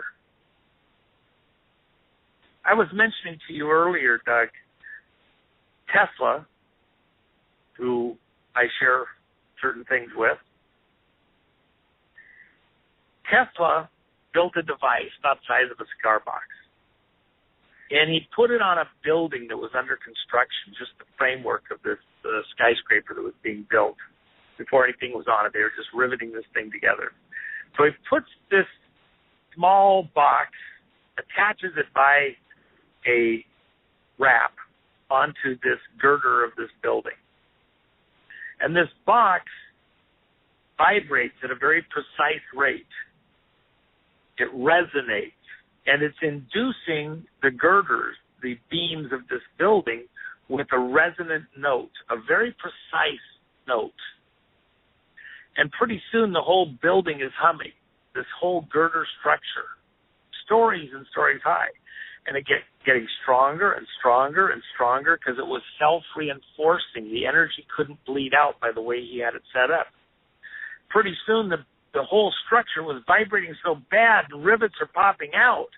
And the people thought the thing was going to come crashing down just from this little teeny box on the side of that girder structure.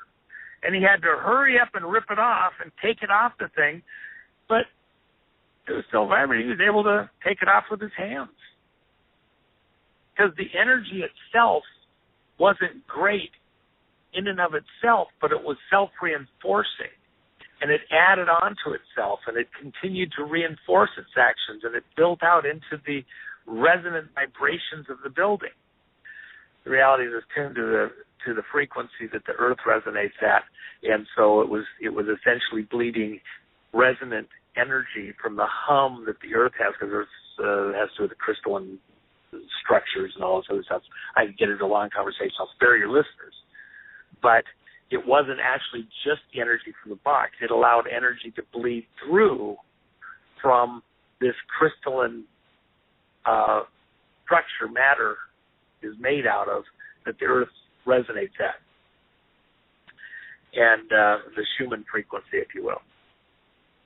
So now you look at these dates, and these people believe that with simple maneuvers, almost like a jiu-jitsu move, if they can cause things to happen, including births and significant events on certain days, it becomes reinforcing, self-reinforcing, and it induces energy into their spells and concoctions and actions. And energy beyond that which even they put in is added, bleeds into these events, and they get extra power from it. And in reality, in some of what they're doing, they're absolutely correct, based on real physics. A lot of it's just silliness, but there's some of it that's real. So now we look at this summer solstice, 1982. There was an eclipse on that day during the time that the prince was born. And during eclipses, torsion is magnified dramatically. The energy, this other energy, beyond the electromagnetic that we normally look at with matter, that only a higher intelligence would be aware of, some ancient intelligence. Now, that date, in Europe, when they say dates, they say in the reverse of what we say here in the U.S. We say June 21st. There they would say 21 June or 21/6. We'd say 6/21. They say 21/6. What's 2/16? As I've mentioned to you, and I think you've mentioned to your listeners over the last few weeks, 216 is the same as 6 times 6, which is 36, times 6, which is 216.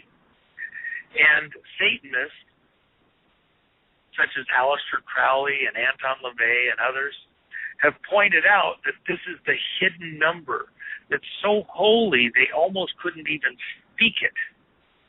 Why? Because it's code for the number that you already know from your scripture, 666, as this mark of the beast, this number of the Antichrist being, spirit. So this code secret handshake number that's not obvious except to another initiate. 216. Like a secret way of saying, oh, gotcha, yeah, okay. So what date was William born on? 21/6, at the height of the summer solstice, during the eclipse. What day was William baptized on? The same day as President Obama's birthday. Same day as President Obama's birthday. The same day as his grandmother, the Queen Mother, great-grandmother, I should say, the Queen Mother, was born on. Probably not by an accident either, which is August 4th. What's August 4th? It's the 216th day of the year. So not only was William born on 21/6/216, he was baptized on 216, the 216th day of the year, to reinforce it. What? 666, 666. Now, we may say to ourselves, well, that doesn't mean he's the Antichrist. No, there's not Antichrist figures. I can tell you that there's the simple gematria, whether it be Obama or Kissinger or computer. Computer adds up to 666. Just take A is 6, B is 12, D is 18. Go all the way through the alphabet, and then take those values and add up the value of letters for computer, 666. What's www that you do with your World Wide Web all the time? It's code. The guys that figured that out were doing a little secret handshake mischief, having fun with you. Why? Because what's www? W is the 24th letter in the alphabet. 2 plus 4 is what? 6. The www is what? 666. They're having fun with you. Come on. They're just having some fun, giving a break. But they're in your face everywhere you go, everything you do. And when we look at these events, now we go forward because timing is critical for them. Every event exactly, precisely orchestrated. One of the most incredible things that I've ever seen. And I hope we're going to get the person on where we saw this together, Doug, as a guest on the show, that did the homework and found this.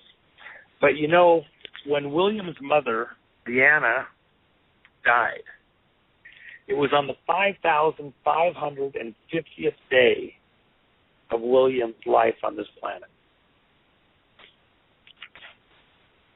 5 days later, when she was buried, when he was standing on the street with other relatives and the hearse passed by with his mother's body in it, plus or minus 20 seconds from the moment of his birth, it was 5,555 days, 0.55555 of a day from the day he was born that his mom passed by him. Now, did somebody kill her? Was the accident precise to that? Was somebody orchestrating all that out? I think it could have been. But even if it wasn't, at some other level, there is a demonic, satanic perfection that's being orchestrated here, even outside the human realm, if it's not being orchestrated in the human realm, that's in play, and we need to be recognizing it. Principalities and powers of darkness. We struggle not against flesh and blood. The genius, the machinations, the prowess, the mental prowess, the calculative prowess of these beings is hard to fathom, but it's there. You mentioned Diana's funeral. Okay, it was exactly, now listen to this, folks, 6 years, 6 months, and 6 days from William's first official public engagement when he was 8 years, 8 months, and 8 days old. So think about that. Well, and here's something that was manufactured, orchestrated by the people involved. Not only was the baptism on August 4th, 216th day of the year, but the first day of school, where he went to school, was on his 3rd year, 3rd month, 3rd day of life on this planet. He started his schooling. Somebody thinks the numbers are pretty important. All of this is an accident, okay? They're trying to get power and blessing and everything by all these precise things. We need to recognize that. And what's the point here? At the end of the day, as I mentioned to you, Doug, there's a lot of people that may be Antichrist spirits that have a lot of pull and that are evil and demonic. I go back to Edward Wayne Edwards. He considered himself to be the devil. All of the murders and killings that he did based around his key dates was the date of his first murder. So his calendar worked from his first murder. That's why even though the 216 is there and other numbers, they don't correspond to our calendar. But remember, there's other calendars. There's a Jewish calendar, there's Asian calendars, there's Roman calendars. There's lots of different calendars, not just the calendar, the Gregorian calendar that we go by. So correct. He had his own calendar. Edward Wayne Edwards had his own calendar. But the Gregorian calendar is what these people seem to be going by with a lot of their events and orchestrating their events for our benefit around and the numbers that play into it. So we should be paying attention and be aware that they're doing little secret coded hand signals between each other, a la the article about Ebola and the 170, which dropped the 0 at 17. They're letting you know, we're behind this. We've got the ball here. We're in charge. Don't be afraid. You're one of us. We got your back. This is the game that's afoot. And what I was going to say is just a final thought here, Doug, and then I've got to get into something else. This is important. A lot of people who would like to be the Antichrist think that they could be the Antichrist are being foisted upon us as the one that's going to be the Antichrist. It's like a person running for president. Even if everybody likes him, does he have a power base? Does he have the support group? It's not, when you elect a president, you don't just get one person, you get the whole crowd that comes in with them, and that makes it possible for them to be in a position to become the president.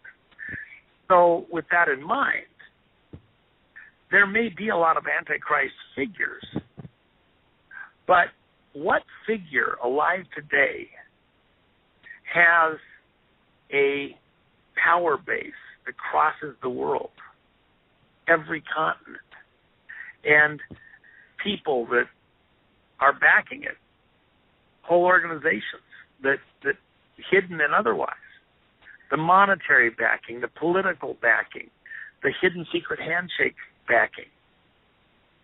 And it's the monarchy is represented by a single monarchy with the one at the center of it. Because remember, the person who has all the royal bloodlines, the first person to have all the royal bloodlines represented in one person is Prince William. And that's correct. He is the 1,000th person to become a member of the Royal Order of the Garter, which is what? The Round Table. He's a member of the Round Table, the Order of the Garter. What are they trying to resurrect?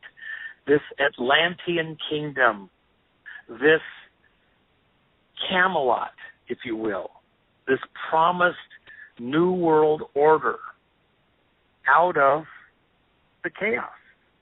So the chaos that's being orchestrated, the chaos that's being put together for our benefit, it will be, it is here now and becoming more and more apparent to us. Chaos is the precursor to their New World Order and laying the foundation for the one. See, the 1000th night of the Round Table, drop the zeros. Who is he? The one. The one. This is the Masonic Christ. He himself is probably very aware of the designs, machinations, intents. And if anything happens to him, the fallback position is his dad, Charles, who has a lot of 666 stuff in his name and history. They're not even hiding it. They're not even embarrassed by it. In fact, they want you to see all this stuff as though it's a sign from God. Okay, which God? It is a sign from God. Their God. Because they see that they're winning in bringing in this New World Order. They want all of the people to see it. Resistance is futile. You can't stop it. We got this. It's inevitable. And that's part of the message for your audience, Doug, that's so critical. As Christians, we have been programmed to know that the end is coming, the revelation period, it's the end of the world, you can't stop it. No. All of that's true. But it's got some options that happen in there, and we can affect it. We can Amen. change the way it happens, and that's our job, to have an impact on the way this whole thing plays out so that we win according to plan, and we're part of the win. We are not passive observers, and we do not stand idly by while our fellow Abels, our fellow sons and daughters of Adam, our brothers and our sisters are taken and slain and destroyed in order to pave the way for this Antichrist, these hybrids, win and own the day.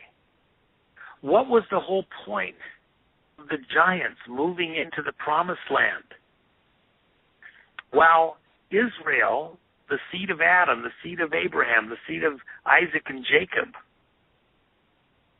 got fallow, fat in the land of Egypt, in slavery, eventually, the children of Cain, the Canaanites, went and occupied the promised land. Why did they do that? Because the devil knew where the salvation was going to come from, knew where the Savior was going to be born, and tried to occupy and block the move of God. And it was the duty of that generation that left Egypt to go in and displace those giants, those Nephilim, that were under a curse, and occupy the land for the arrival of Christ. And when they didn't do it, they died in the desert, save Joshua and Caleb, the only two that came back with a good report. And they went in with the next generation and took the land. There's a whole earth here to be taken. Occupy until I return. That's your job. Don't roll over. Don't say resistance is futile. Don't let them just have it. Where's the resistance? Resist the devil, and he will flee from you. This country's just being given over. And even those people that only want to fight within the Constitution, or I'm going to have a gun, or I'm going to tell this guy, or I'm going to defend my driveway, that's not the way it's going to get won. It's going to get won by a move of the Holy Spirit. It's going to get won just as it was in the first place. Who came here and occupied the land? The pilgrims. Who followed them and tried to turn it to their own purposes? Those Illuminatists that saw them as a threat. The giants are here. They've shown up. They have their monuments all over the place.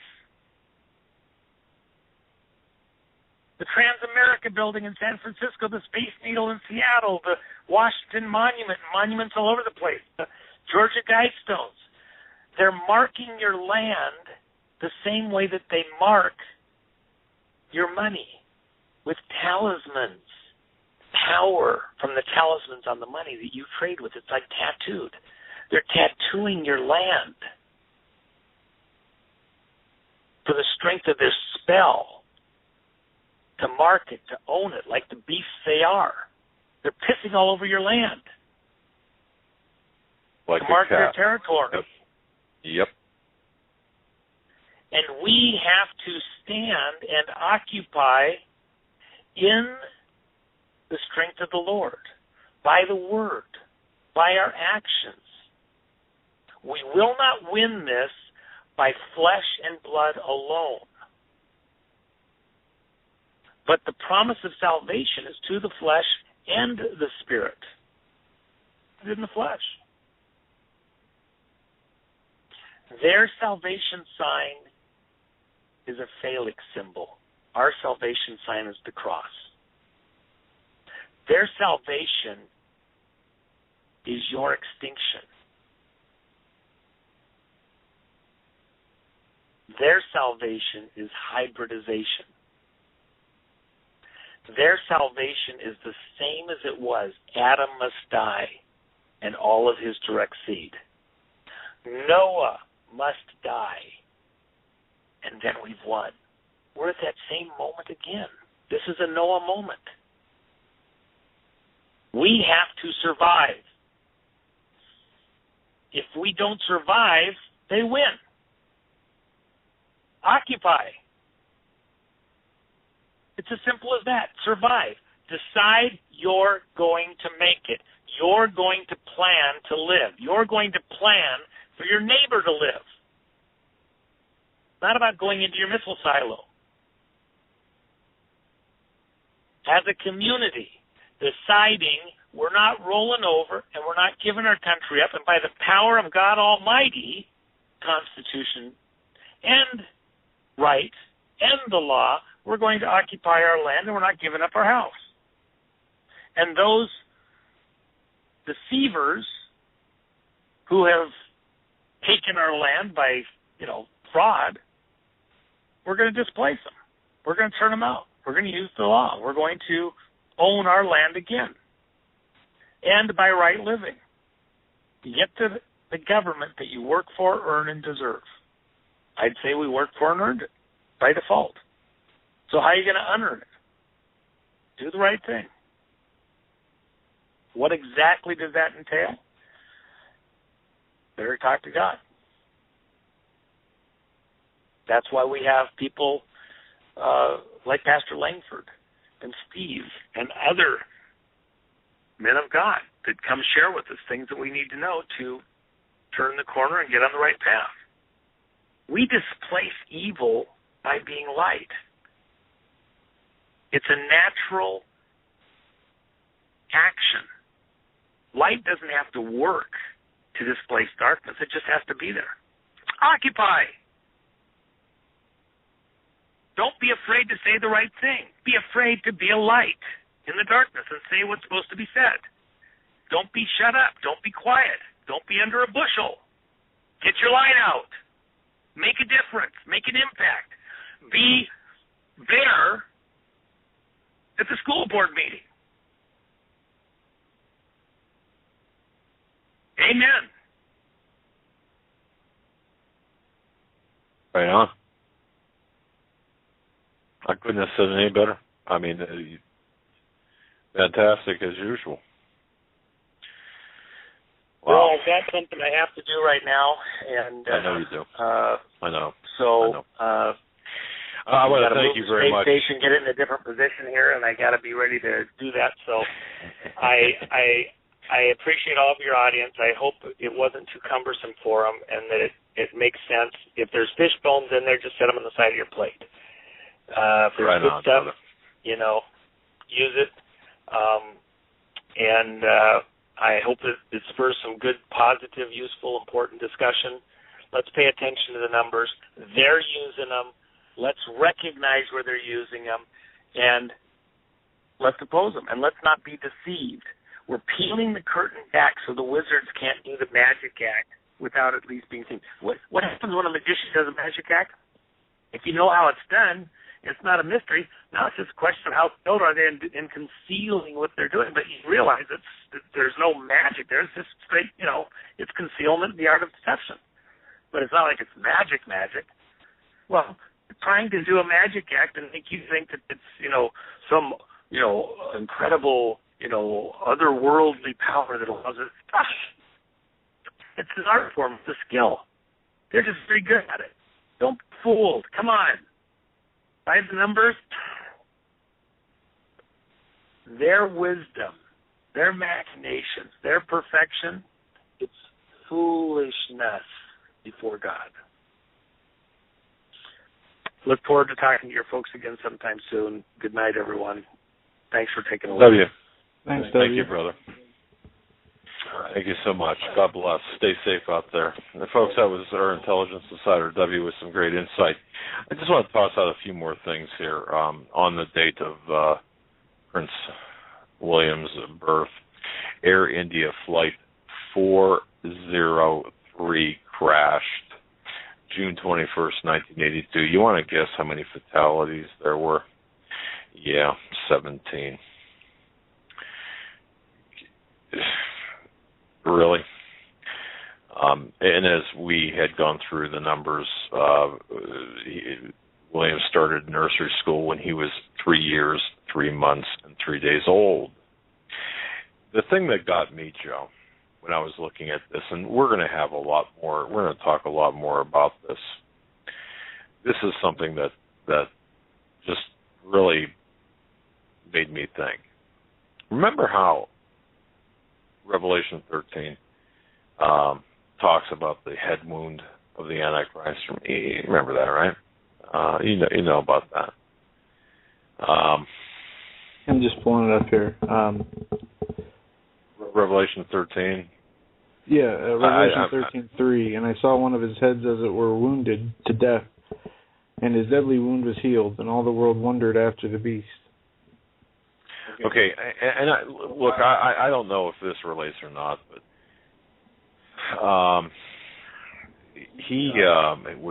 William on June 3rd, 1991, was admitted to the Royal Berkshire Hospital after being accidentally hit on the side of his forehead with a golf club. Okay. Now, he didn't lose consciousness or anything, but he did suffer a depressed fracture of the skull and was operated on at the Great Ormond Street Hospital. That resulted in a permanent scar. In fact, in the 2009 interview, he dubbed the scar a Harry Potter scar. He reported to have said, "I call it that because," now listen to this, "it glows sometimes, and some people notice it. Okay, other times they don't notice it at all. But think about that. That's odd. It's strange. Side of Okay, place, big time. Yeah. And when he was 8 years, 8 months, and 8 years old, he made his first public appearance. And people always talk about the strange death of Diana. She ran into and W's talking about Osiris, and of course the alternative component to that is the female part, which is often represented by a tunnel. It's interesting that Diana's car hit the 13th pillar of that tunnel. Strange things there as well.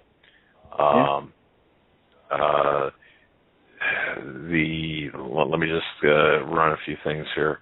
That 5,555 days old on the day of his mother's funeral, that really, can you even calculate that within 20 seconds?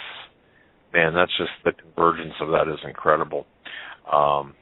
And let me just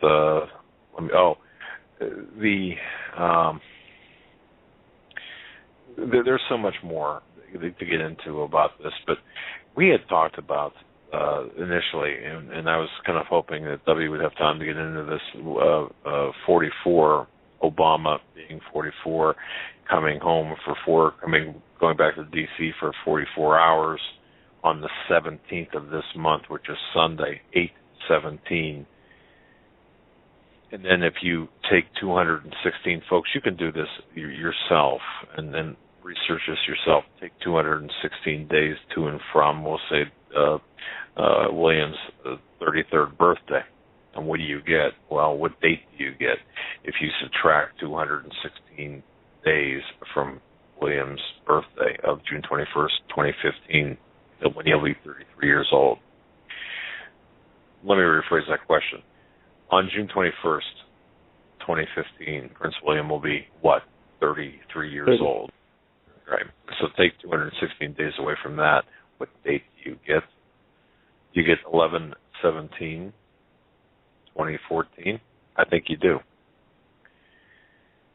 There was a lot of numbers, a lot of research you can do.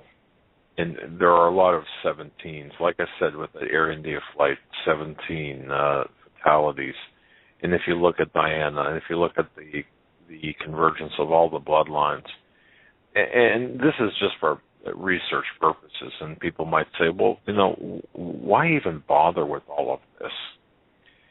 Well, it's I do believe that the more we know, the less we'll be fooled. And that's the only reason I'm looking at this.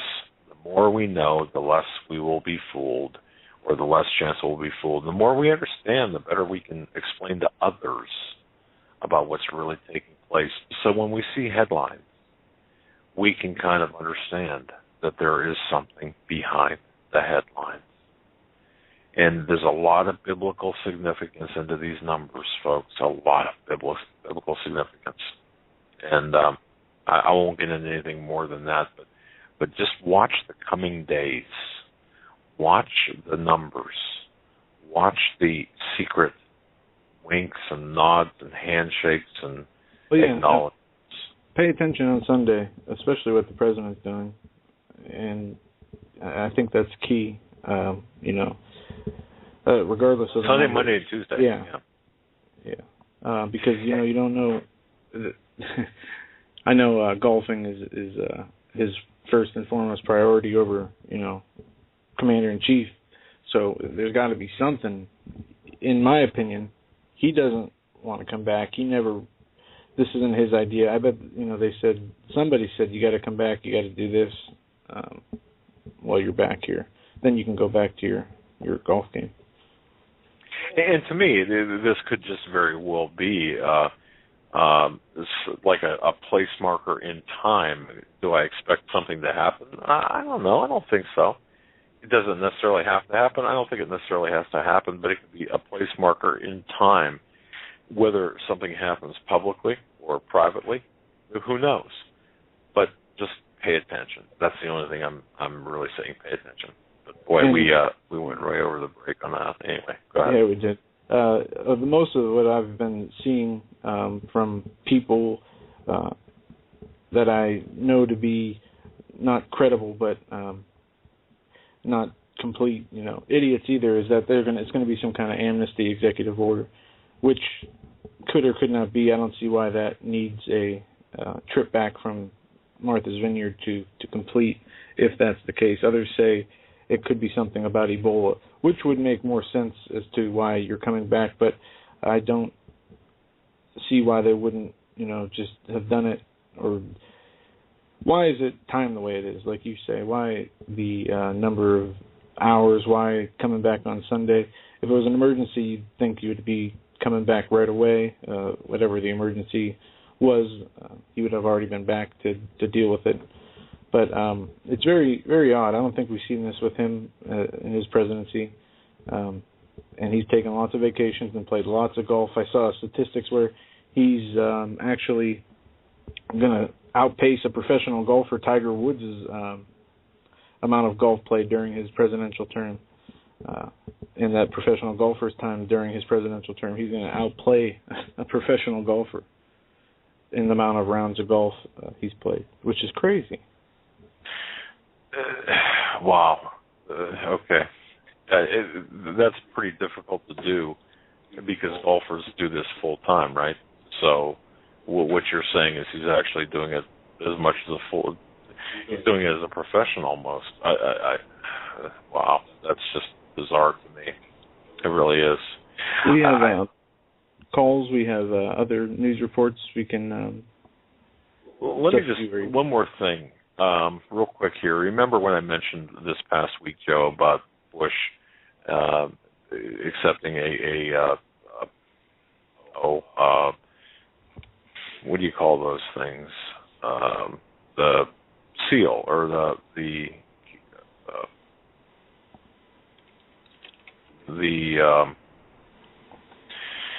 help me out here. Meshach and Tubal. What was it? He received a scroll. Thank you, scroll, where he was named Meshach and Tubal, or the king of Meshach and Tubal. Do you remember me talking about this earlier this week? Yeah, you brought it up. And not to interrupt you here, but it's Obama's one achievement, outgolfing Tiger Woods. Obama is approaching his 200th round of golf since the election. Since January 2009, Tiger Woods, a professional golfer, has played 269 rounds of golf. Sorry for interrupting. Go ahead. No, keep going. No, that was all. Just the over 200 rounds of golf since 2009. And Tiger Woods is a professional golfer. He has been injured, but he's played over 239 rounds of golf in that same time. Okay, wow. So that's crazy. Well, just to close this up, George Bush, when he was president, he was given a scroll, and he was called the Chief Prince of Meshach and Tubal, Ezekiel 38, chapter 38, verse 1, leader of the West. He received a historic document upon his arrival in Jerusalem, calling upon him to choose to be remembered like Cyrus. He was referenced as the Chief Prince of Meshach and Tubal, the leader of the West. The document, grandly transcribed on parchment and furled into a scroll, was addressed to the leader of the West. It reminded President Bush to declare to the world that he will honor God's word and act towards settling the Jewish people throughout their entire land. Now, the document was signed by 3 people, including the world-renowned Torah scholar, philosopher, social critic, and author, rabbi, and I can't pronounce his last name. The reason he's significant is he was termed by Time magazine as a once-in-a-millennium scholar. And then there was another Rabbi Richmond, representing the Temple Mount, and Dr. Eshel of the New Jewish Congress. Now, here's kind of what I thought was pretty incredible. According to my research and others' corresponding research, Bush told then-President French Jacques Chirac in early 2003 that Iraq must be invaded to thwart Gog and Magog, the Bible's satanic agents of the apocalypse.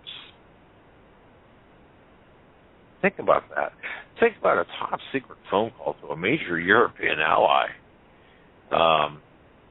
asking for, in fact, in this case, to Jacques Chirac, asking for French troops to join American soldiers in attacking Iraq because, well, it's his godly duty.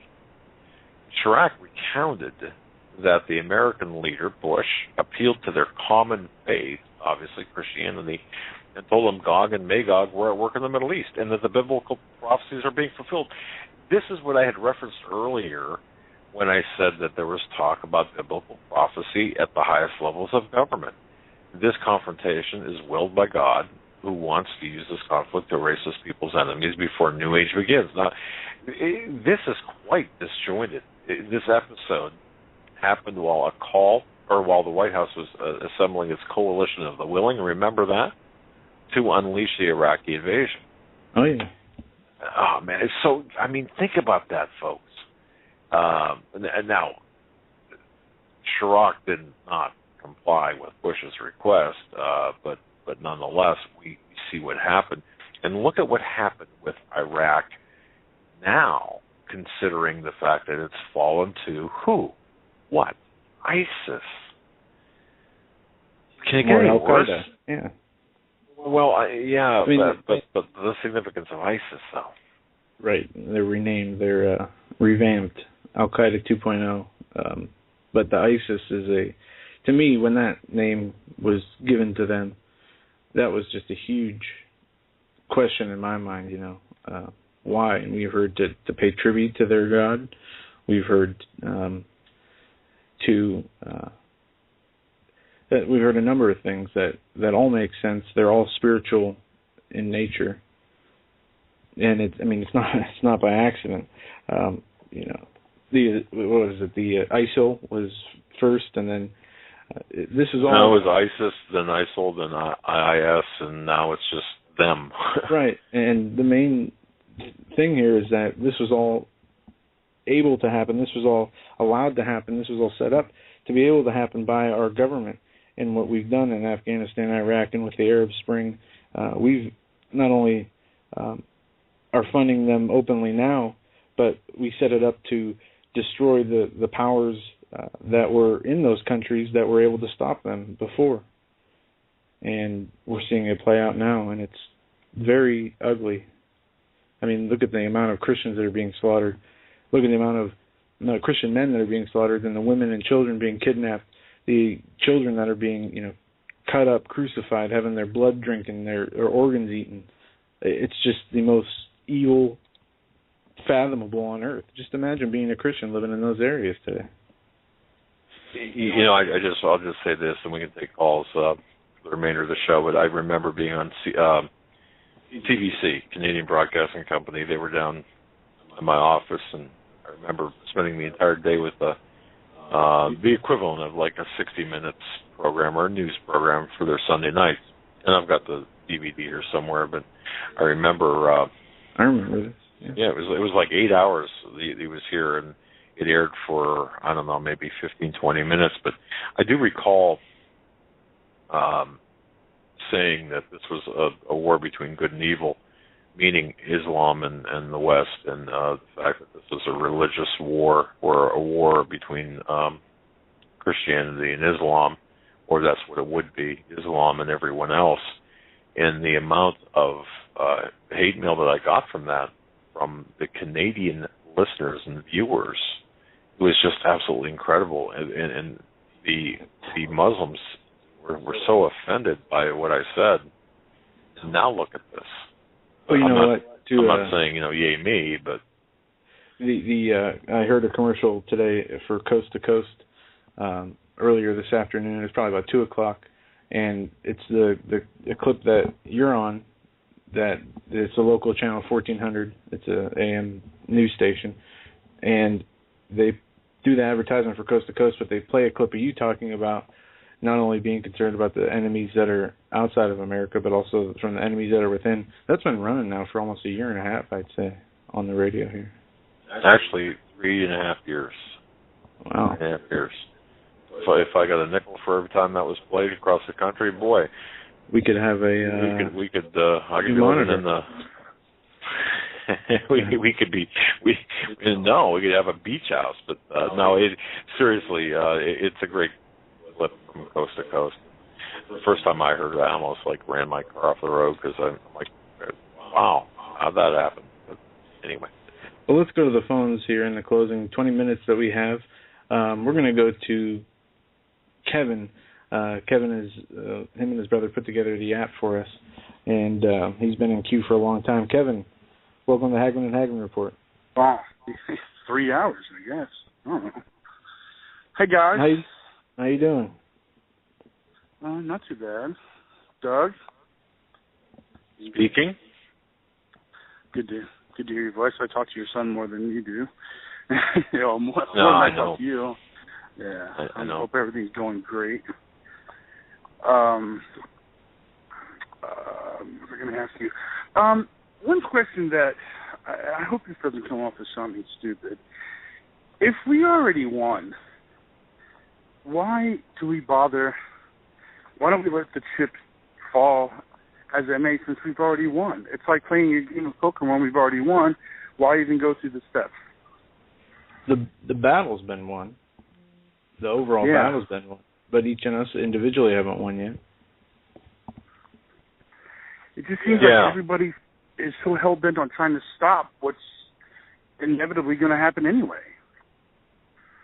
But see, if we can, by fighting, by engaging, if we can add another day, another week, another month of normalcy for our children, where they can experience the playtime, the puppies, the rainbows, the smelling of the flowers, and if we can have just more normalcy. You know, I know that sounds really stupid, maybe, or shallow even. But the fact is, you know, if you could... I mean, I talked to a lady today who just said she started getting back into her Bible and you know, has a newfound faith for the Lord. And every day that goes by, there's more people like that. And that does buy time. Oh, okay. Plus to save more souls, too. Yeah. There you go. Just think how many souls that can be saved in the next 24 hours, 24 months, 24 years even, you know? I mean, who knows how long we've got. If we save one, well, great. Yeah, great. You guys were instrumental. Well, not just me and everybody else that listens to your show. I'm over down here in Houston, where man, you're getting quite a name down here. We love it, and we're glad that we were able to boost Hagmann everywhere. Now I need some bumper stickers and some stuff to hand out to everybody, and we'll be in business. I'll tell you what, I'm going to send you some down there, my friend. Guarantee you. In fact, I'll get your if you want to. Do we have their address? I've got your address, don't I? Yeah, I got his info. Yeah. All right. Yeah, we'll send some down for you. All right, buddy. Great. Yeah. All right, guys. Have a good night. All right. Thanks for holding, Kevin. Thanks, man. Yeah. Sorry about the long wait. No, dude, that was a great show. I can listen to W for him and V forever. Yeah. V will be on Monday, by the way. Oh, and yesterday Nathan Leal. Wow. What else can you say? Wow. Yeah. Do you ever wonder how these people like that with so much information sleep at night, like Dave Hodges? Like, how do they even go to bed knowing what they know? I know. And he doesn't even tell us all that he knows. He probably gives us 10% of what he can actually tell us. Him and Dave Hodges and who's one of my favorite, the ex-CIA guy that's always on. I'm forgetting his name right now. Tosh Plumley, perhaps, or Kevin Ship? No, the other gentleman who's always on. I'm not Jim Garrell. Jim Garrell, yeah. Imagine what that guy knows. Yeah, it's amazing how many people. Yeah, and I got to tell you, I've the off-air conversations I've had and the face-to-face meetings I've had. I'll just say this, Kevin, and to the audience. Some people might say, "Oh, W, he's not real, or he doesn't have the real street creds." Let me tell you something. From what I've seen, physically seen, what he's shown me, scared. I shouldn't say scared, but in a way, no, it's sure. That's a perfect word. I've got to say that with seeing what I saw, I felt like, boy, I shouldn't be looking at this. And you start looking around over your shoulder because, man, this is not something you would ordinarily see. And I'm talking about photographs and some other items that are not ordinarily. Wow. Incredible. May I pay you a compliment, Doug? I don't know if you're going to remember.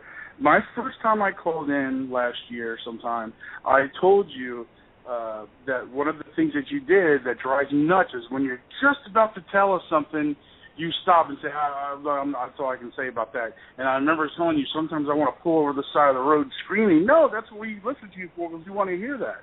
And I remember you said you were going to make a conscious effort not to do that so much. And I got to tell you, you don't really do that much anymore. I think, well, of course, things have changed a lot in the last year, but you're just spilling the beans now. Well, Kevin, thank you very much. And I got to tell you, I'm not a professional radio host. I've got so many faults that, I mean, my wife sometimes can't even stand to listen to me. Okay, however, I am trying to get better in certain things that I do. So, thank you for that, my friend. Appreciate You're it. a professional inspirer. Well, thanks. I really do appreciate that. And you're a consummate professional in terms of technology. The stuff you've done for us has just been absolutely incredible. Hopefully, Kevin, our app is really taken off, or consistently growing. Oh, and if I may just take one more second, I put my phone number in the chat room, my personal cell phone number, so people can call me if they have problems. And nobody has abused it. But boy, some of the characters that just called me out of the blue, they're so apologetic. There's this one person from Wisconsin, and Steve Quayle had sent me his books for free without me even asking him. And I remember talking to her about it, and I didn't know what to do with those books until she called me, and I knew exactly what I was supposed to do with those books. And I told her on the spot. I said, now I know who I'm supposed to send these books to, because I knew I was supposed to pay them forward, but I just wasn't sure. I wasn't sure who to. But boy, it hit me like a ton of bricks as soon as I heard this woman's voice on the phone. So yeah, I'm shipping those to her this week. But it's just everything happens for a reason. And I'm convinced that way. And this app's happened. I listen to you guys for everything's happening according to his plan. Indeed. Well, thank you so much, my friend. God bless you. Okay, guys. Yes, sir. Thanks, buddy. Bye. Joe, Kevin is I'll tell you, what a great app, but what a great service he provides. And absolutely. I love it, man. And I'm not a tech guy, and if I can navigate through that on my wife's phone, she did show me how to do it. Pretty simple. Well, let's go back to the phones. We're going to go to area code 253 next. 253, you're live on the Hagmann Hagmann Report. What's on your mind tonight? Well, let's go back to the phones. We're going to go to area code 253 next. 253, you're live on the Hagmann Hagmann Report. What's on your mind tonight? Well, let's go back to the phones. We're going to go to area code 253. Ooh, a little bit of echo. Double echo. Triple echo. 253 there. Hey. Jack. Hey, guys. What's going on, man? I'm hearing voices in my head, Jack.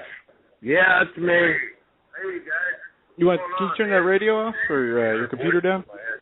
Yeah, I know. I'm trying to get it turned down right now. Hang on. Yeah, I know. I'm trying to get Boy, I thought I was confused before. There we go. Okay. All right, that's better. All right, Jack. Hey. I fell asleep on you guys, man. I just woke up, man, just about a half a minute ago. Well, that's really a great advertisement for the show. I can't believe I did that, man. Just fell Well, you must asleep have on been tired. you. I don't know, man. Anyway, Well, good thing about it is I can always go back, I can always go back and catch the parts that I missed. That's right. You got anything on your mind tonight? I think I've actually been asleep for about an hour, maybe. I don't know. The W lulled you to sleep. How's that? The W, Wow. if you're listening. Wow. Anything on your mind? Did it. It was W. No, I'm joking. No, wow, I didn't expect to be on tonight. I don't know. I called in early, but everything's going okay. Things are better.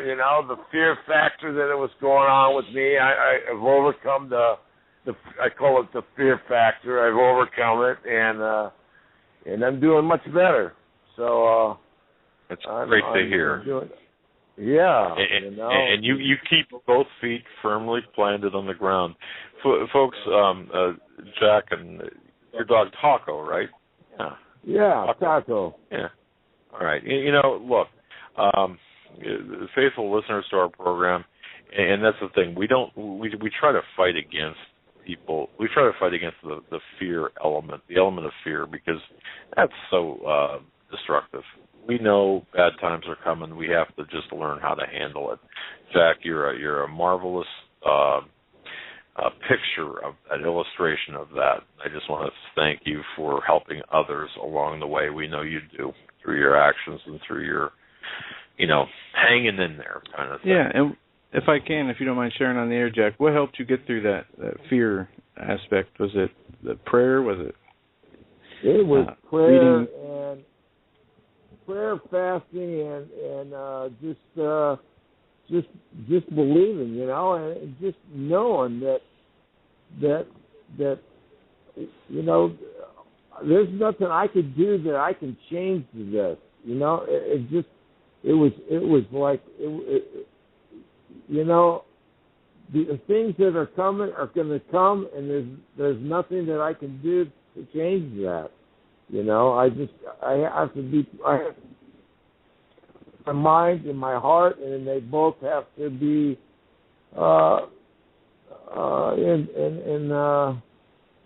in sync together. You know what I'm saying? Does it make sense? You know what I'm trying to say? Yeah. Yep. Yeah. Okay. So. Very well said. That's just where I came to. That's what I came to. The conclusion in prayer and telling God, hey, I don't want to feel like this. I just don't want to keep feeling this. This is not right. And I got through it. And now I think I know that I'm okay in this area right now. So. Well, Jack, keep both feet firmly planted on the ground. Keep listening. Try to stay awake. And at least you're surviving. Sorry about that. All right, brother. You take care. We're going to cut you loose. God bless you guys. Have a great day. Have a good weekend, Jack. Yes, sir. Okay, and you folks, too. Don't forget, tomorrow night we've got Gerald Celente on. We've got Chuck Baldwin, and we will have Ben Swan. Yeah, it's going to be an incredible program tomorrow night with Sheila Zielinski, the Weekend Warrior. I just can't wait for that. I mean, that's just that's 3 shows in one. I mean, they really should be 3 separate shows, but that's just fantastic work by Sheila, and I know you and that's just going to be a great show. We're going to get one more phone call in here, at least area code 509. We're going to come to you next. You're live on the Hagmann and Hagmann Report. Thanks for holding. What's on your mind tonight? Good evening, Doug. Good evening, Joe.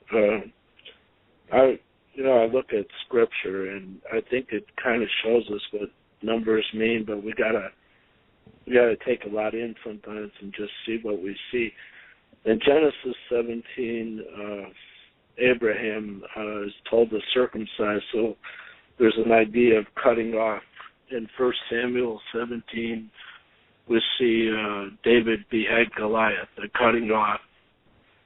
In Revelation 17, we see Babylon being cut off. And we also see that again in Jeremiah 51, which is 3 times 17. And it's not a way of predicting anything. It's just noticing what's there. And I think we've been called to bear witness with what the Creator is showing us. And the people who want to calculate, they always exhibit that alchemical spirit of a magician. And you could hear it in their voice when they talk, like when they promise you change, they want to turn lead into gold, right? But they never do. And the ones they're really helping out are themselves. And when we contrast that spirit with his spirit, we see it in Romans 1 and 2. Romans 1, it talks about people who like to change the truth into a lie.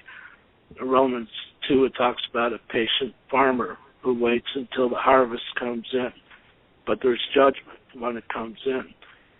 And we're supposed to be like the latter. We're supposed to sow in faith, reap in due time, and have that faith and testify of what we see him doing.